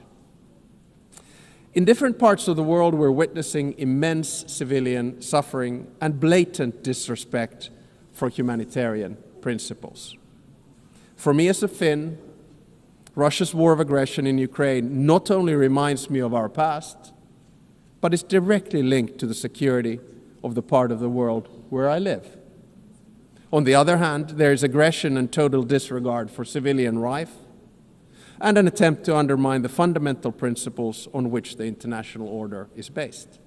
On the other hand, there's a bastion of freedom that is defending its right to exist and to make its own choices. The battle for what consequences we will draw from this aggression is not yet over. Recently, there's been serious attempts at diplomatic solutions of the war on the initiative of the United States. There are no perfect solutions to wars. At the same time, we know that any decision made in these matters will have far-reaching consequences in Ukraine and beyond. There can hardly be a stronger unifying interest among the UN's broad membership than our opposition to the wars of conquest. Aggression must not be rewarded. Accountability for the most serious international crimes must be pursued. In the Middle East, civilians in Gaza are experiencing immense suffering. The deepening humanitarian crisis has reached unbearable levels and represents a failure of the international system. At the same time, Hamas continues to hold the hostages it has taken, and many have already lost their lives. An immediate ceasefire is needed in Gaza. That has been reiterated from this podium many times today and yesterday. Humanitarian aid must be granted safe and unhindered access. The hostages must be released. I commend the efforts led by France and Saudi Arabia to advance the two-state solution. The negotiations must meet the Israeli and Palestinian security needs and Palestinian right to self-determination, its legitimate aspiration for statehood and sovereignty. The occupation that began in 1967 must end, and all permanent status issues must be resolved. Correspondingly, the countries that have not recognized Israel must do so. At the same time, the international community must support and strengthen the Palestinian Authority for it to govern the entire Palestinian territory effectively. This is the only viable option for achieving a two-state solution. A stable Palestine will also significantly benefit the security of Israel. In many parts of the world, conflicts are raging, causing immense suffering locally, instability regionally, and reverberations globally. We've witnessed particularly brutal violence in Sudan, in the Democratic Republic of Congo, in Haiti, Myanmar, and Mali, among others. Civilian populations continue to face famine and displacement at a large scale. And sometimes I feel that we end up looking at conflicts only that are near to us. But I think the job of the UN is to look at all of them with equal determination. I praise all those who, in good faith, continue to work for peace despite the daunting task. In June, a peace agreement was reached for the conflict in the Eastern Democratic Republic of Congo. The true test, like with all peace agreements, lies in its implementation. Does it stick? There's a humanitarian crisis of alarming proportions that compels us, all of us, to respond. Peace processes should not be transactional. They must be guided by international law. All countries and stakeholders in the region must be engaged and committed to achieve sustainable peace. The presence and involvement of the UN is essential. I would also like to stress the crucial work carried out by journalists amid conflicts and in other difficult circumstances. Attacks on members of the media are unacceptable. Media freedom is the basis for democracy. It is a prerequisite for an open society. The ability of the press to carry out its work is important for all of us. Ladies and gentlemen, the composition of the UN still largely reflects the world of 1945. As the world has changed drastically, so should the decision-making at the UN. Last year, in this very hall, I argued for a reformed Security Council, a council where currently underrepresented regions would have a stronger voice through permanent seats at the table. The number of permanent members should be increased in the UN Security Council. At least there should be 2 new seats for Asia, 2 for Africa, and 1 for Latin America. I think I'm going to say this every year because it's the only place where I get applause.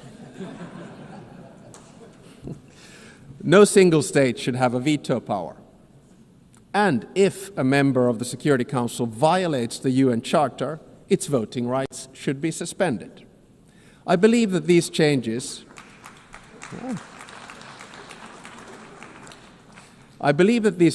at the top of the UN are necessary in order to maintain the UN's central role in international relations. At the same time, a more comprehensive reform of the UN is needed. I commend the Secretary General for his UN 80 initiative, and I encourage him to take bold and ambitious action. So Finland strongly supports the UN and wants it to succeed. Therefore, we stress the need for true reform to enhance the organization's credibility, relevance, and efficiency. This will ensure that the UN can act. The UN needs to focus its efforts on its most important goals: ending and preventing wars, protecting human rights, and acting as a catalyst for sustainable development. And also, we need to get the UN back into peace mediation. I would argue that one of the reasons that we have so many wars right now is that the UN is absent from peace mediation. No other organization can offer the legitimacy comparable to that of the UN. If the UN is absent, conflicts are not resolved without it, which is not in our common interests. The UN is needed as a mediator, and the member states should support it at this endeavor. Finally, Finland is strongly engaged in the work of the UN and will remain so. Therefore, we're also standing for election to the Security Council for the term of 2029 to 2030. Should we be elected, Finland pledges to be a principled and pragmatic partner for peace. We are principled in our commitment to international law with the Charter at its core. We are pragmatic in seeking solutions that truly advance international peace and security, recognizing that progress is often incremental. At the outset of my speech, I said that each and every one of us has agency, a say how the new world order will look like. We want to be able to make our own choices and have an impact on the world around us. Nelson Mandela saw truth and reconciliation as the only hope for nations that are bitterly divided. The same applies to relations between states. We should learn from history, but always look to the future, bearing in mind that our decisions will shape it. Thank you very much.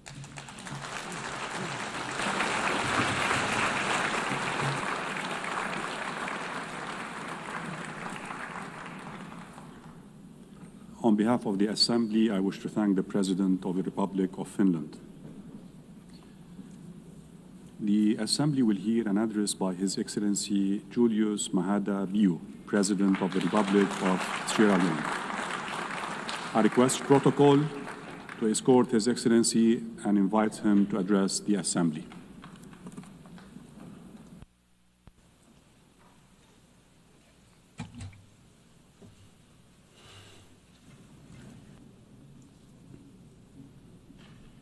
President of the General Assembly,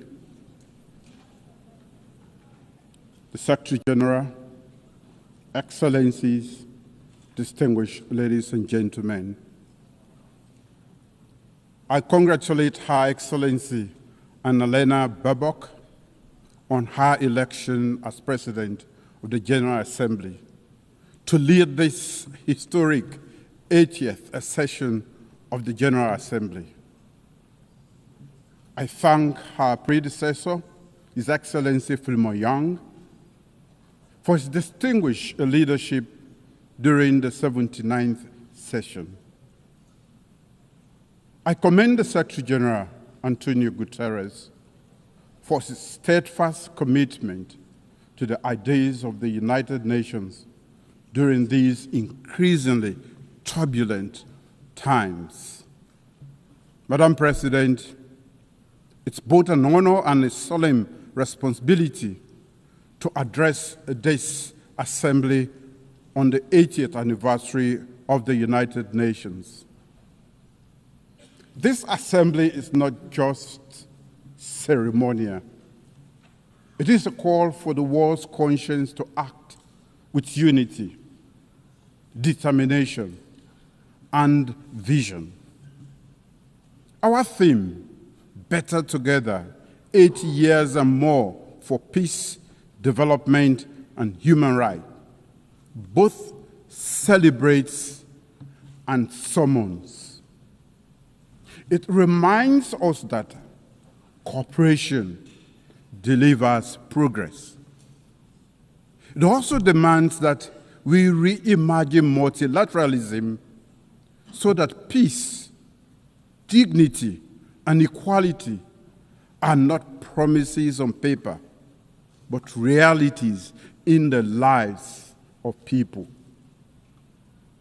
This anniversary is not a time for complacency, but for courageous renewal. Today, we face deepening inequalities, climate crises, geopolitical fragmentation, technological disruptions, and entrenched conflict. No nation can meet these challenges alone. We need bold multilateralism and a united nations that is not only reformed, but reinvigorated. The UN must be more than a meeting place. It must be a working place for people, for peace, and for our planet. Madam President, Sierra Leone is a small state that has relied heavily on the United Nations Charter and now helps to uphold it. We speak with independence and conviction because we have lived the cost of its absence. I also serve as chair of ECOWAS Authority of Heads of State and Government and coordinator of the African Union Committee of 10 Heads of State and Government on Security Council Reform, C10. For both myself and the people of Sierra Leone, these roles are not just titles, they are responsibilities. They reflect Sierra Leone's conviction that principled multilateralism is the surest defense of law, equity, and peace. Since 1945, the Charter's promise of sovereign equality, non-aggression, and human dignity have been the bedrock of small states like ours. In 1961, when Sierra Leone first addressed this assembly, our founding Prime Minister, Sir Milton Magai, pledged that our voice would be independent and principled, guided not by bitterness, but by conviction. That pledge remains our compass. We stand for justice and equality. We uphold the right of all people to self-determination. We speak truth. We speak truth to power and act in defense of humanity and the rule of law. Small states are not inherently small. Our sovereignty is equal and our responsibilities are the same. Leadership is not the loudest voice in the room. It is the clearest voice for justice. Madam President, our current term on the UN Security Council has deepened these convictions.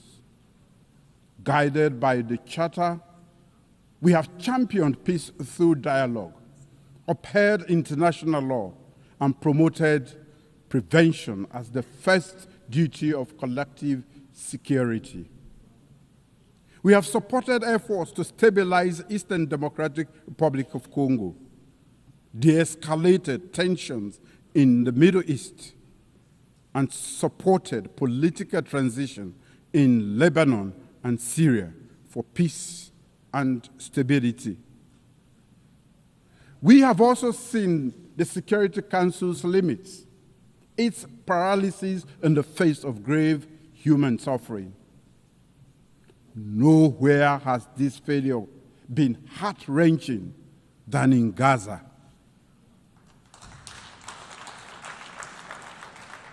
A preventable genocide was not prevented. Mass starvation that could have been avoided was not avoided. A broadly supported two-state solution has been obstructed by division and inaction. We therefore welcome all member states that have recently announced their long overdue recognition of the State of Palestine. Yet, much more remains to be done. We must bring an end to the war and ensure the release of all hostages and prisoners.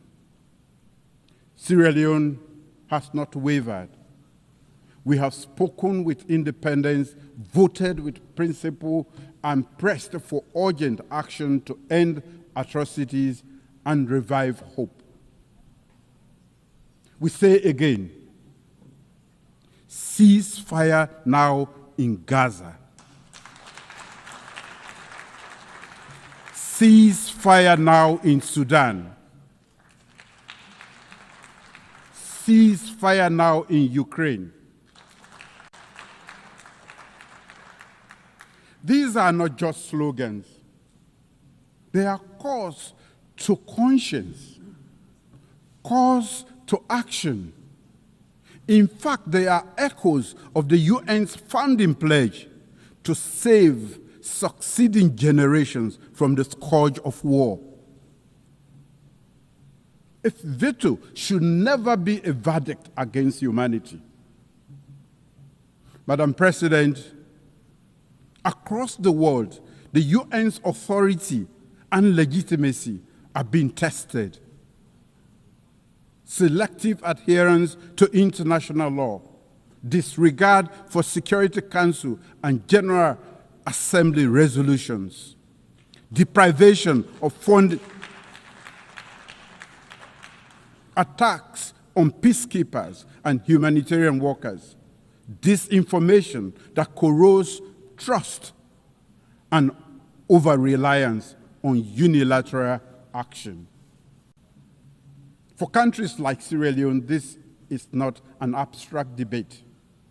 We know what a working United Nations means.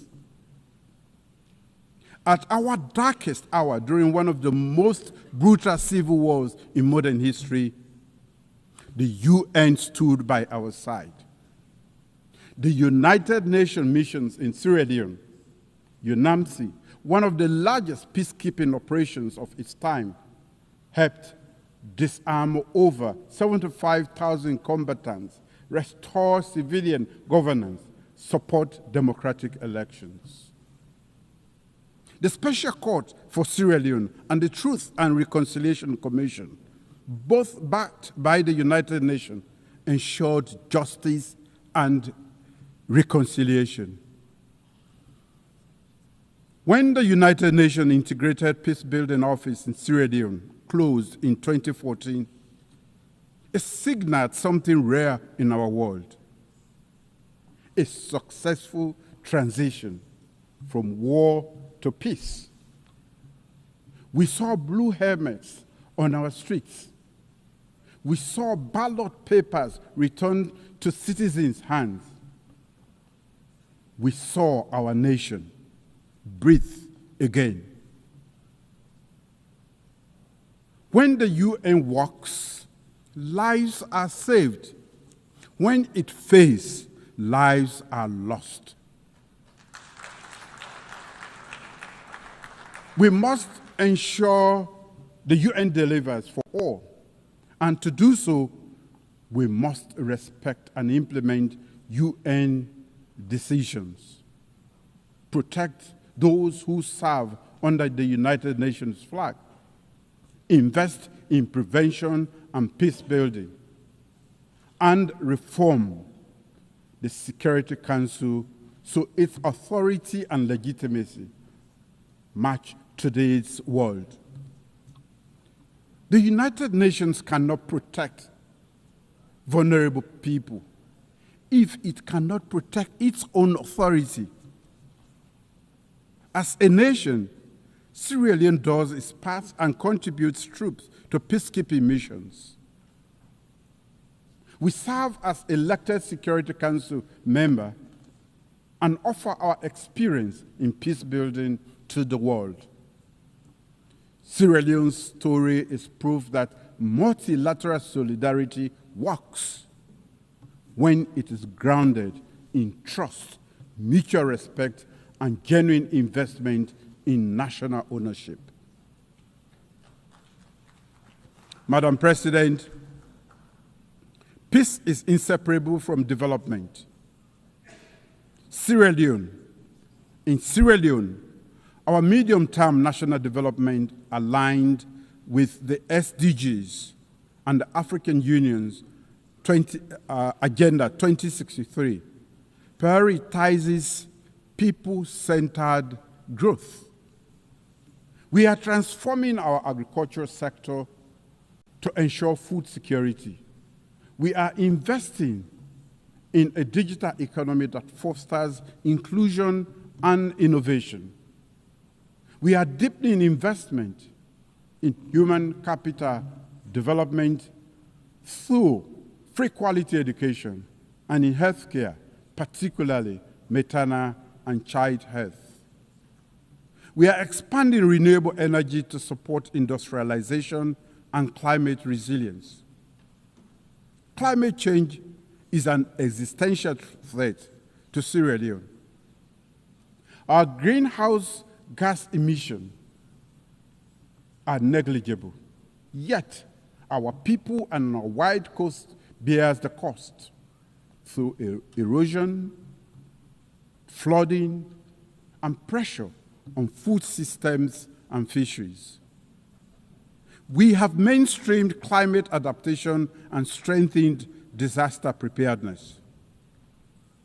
In fulfillment of the commitment made at the Third United Nations Oceans Conference, Sierra Leone has ratified the Biodiversity Beyond National Jurisdiction Treaty, BBNG. As the 60th state to deposit its instrument of ratification, Sierra Leone is proud of the collective endeavor to trigger the entry into force of the BBNG Treaty, a historic milestone for multilateralism and the collective stewardship of our ocean commons. We urge all countries to do the same, so the high seas and areas are governed by common good. Climate justice is not charity. It is a legal and moral responsibility. If the poorest are left to pay the highest climate price, there is no justice. Developed nations must honor their commitments, $100 billion per year in climate finance, technology transfer, and capacity building. We welcome the International Court of Justice advisory opinion on climate change, affirming states' obligation to prevent environmental harm and to protect future generations. In that spirit, Sierra Leone is proud to present the candidature of Professor Dr. Charles Cherno Jallow to the International Court of Justice, a distinguished jurist and tireless advocate for the rule of law. We respectfully solicit the support of all member states in the November 12 elections this year. Madam President, As chair of the ECOWAS Authority of Heads of State and Government, I proudly note our community's 50th anniversary. For 5 decades, ECOWAS has embodied regional integration and collective security, often acting decisively when others hesitated. ECOWAS moved early in Sierra Leone's peace process, before and alongside the UN, to end our civil war. It has done so in Liberia, the Gambia, and elsewhere to defend democracy and stabilize the region. These are African solutions to African challenges, open to global partnerships anchored in regional legitimacy and trust. Partnership with Africa must move from promise to practice. As chair of the ECOWAS Authority, I recently embarked on a regional tour, including a second visit to Burkina Faso in 2 years. This was to demonstrate solidarity and build trust between ECOWAS member states and the Alliance of Sahelian States. I commend the leadership of Burkina Faso for its willingness to engage and I look forward to continued dialogue with the leadership of both Mali and Niger. In my role as chair of the ECOWAS Authority, I have placed emphasis on advancing and safeguarding democratic governance with a strong commitment to upholding constitutional order and reflecting the people's will. Countering terrorism and strengthening our regional security architecture, including operationalizing the ECOWAS standby force and implementing counterterrorism strategies.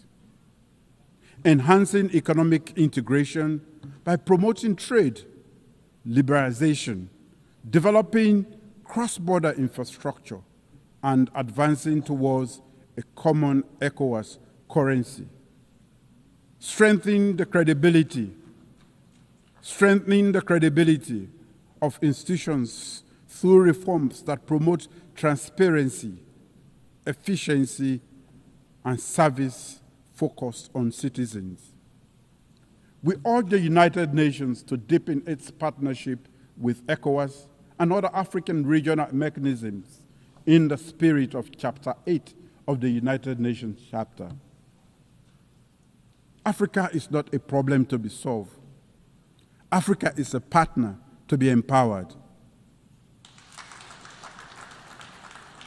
Madam President, during Sierra Leone's tenure as elected member of the Security Council 2024-2025, we have highlighted the urgent security challenges in West Africa and the Sahel, where terrorism and violent extremism transcends borders and destabilize the entire region. However, Africa's lack of permanent representation continues to hinder the Council's ability to act decisively and contextually. We have advocated for a comprehensive approach to counterterrorism in the Sahel, linking security with development, governance reforms, and regional cooperation, and strengthening the UN-AU-ECOWAS partnership. Too often, however, the Council's response has been hindered by narrow geopolitical interests, delaying action that could have saved lives. Our experience confirms a clear truth. Lasting peace requires inclusivity, ownership, and legitimacy. The Council's structural imbalance undermines its credibility and must be addressed to ensure the safeguarding of collective security. Madam President, in my capacity as coordinator of the African Union Committee of 10 on Security Council reforms, I speak on behalf of a continent still excluded from the permanent representation on the Council. Africa, home to 1.4 billion people and the largest regional bloc in the United Nations, still has no permanent seat. This is unjust and untenable.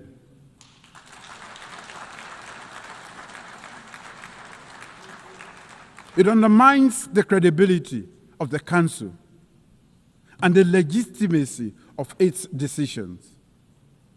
The common African position expressed in the Leone Consensus and SAT Declaration calls for at least 2 permanent seats for Africa with full rights and prerogatives, including the veto, if retained, and 2 additional non-permanent seats.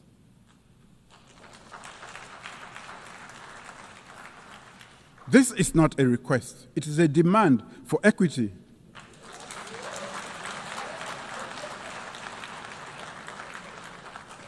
It is a test of UN's commitment to fairness and its own charter.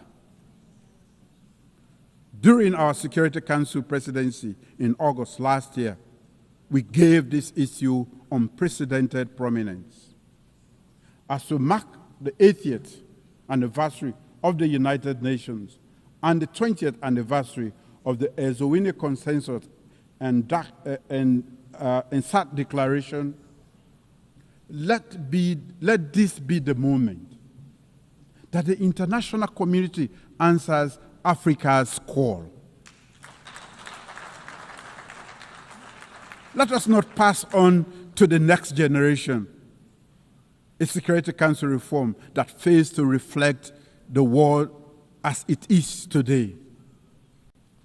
Madam President, the United Nations at 80 must look forward. Sierra Leone stands ready, committed to principled multilateralism, to speaking with independence and conviction, and to working for justice, solidarity, and the dignity of all peoples. Let this anniversary be a turning point, measured not in the many speeches we make here, but service, not in declarations, but in delivery.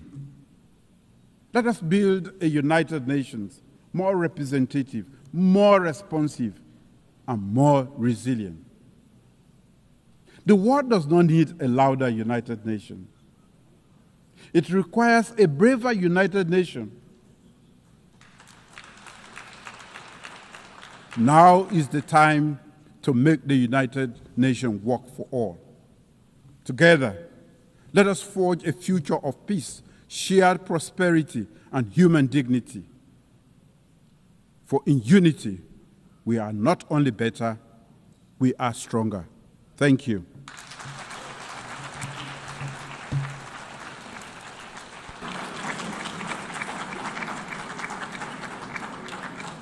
On behalf of the Assembly, I wish to thank the President of the Republic of Sierra Leone. We have heard the last speaker in the general debate for this meeting.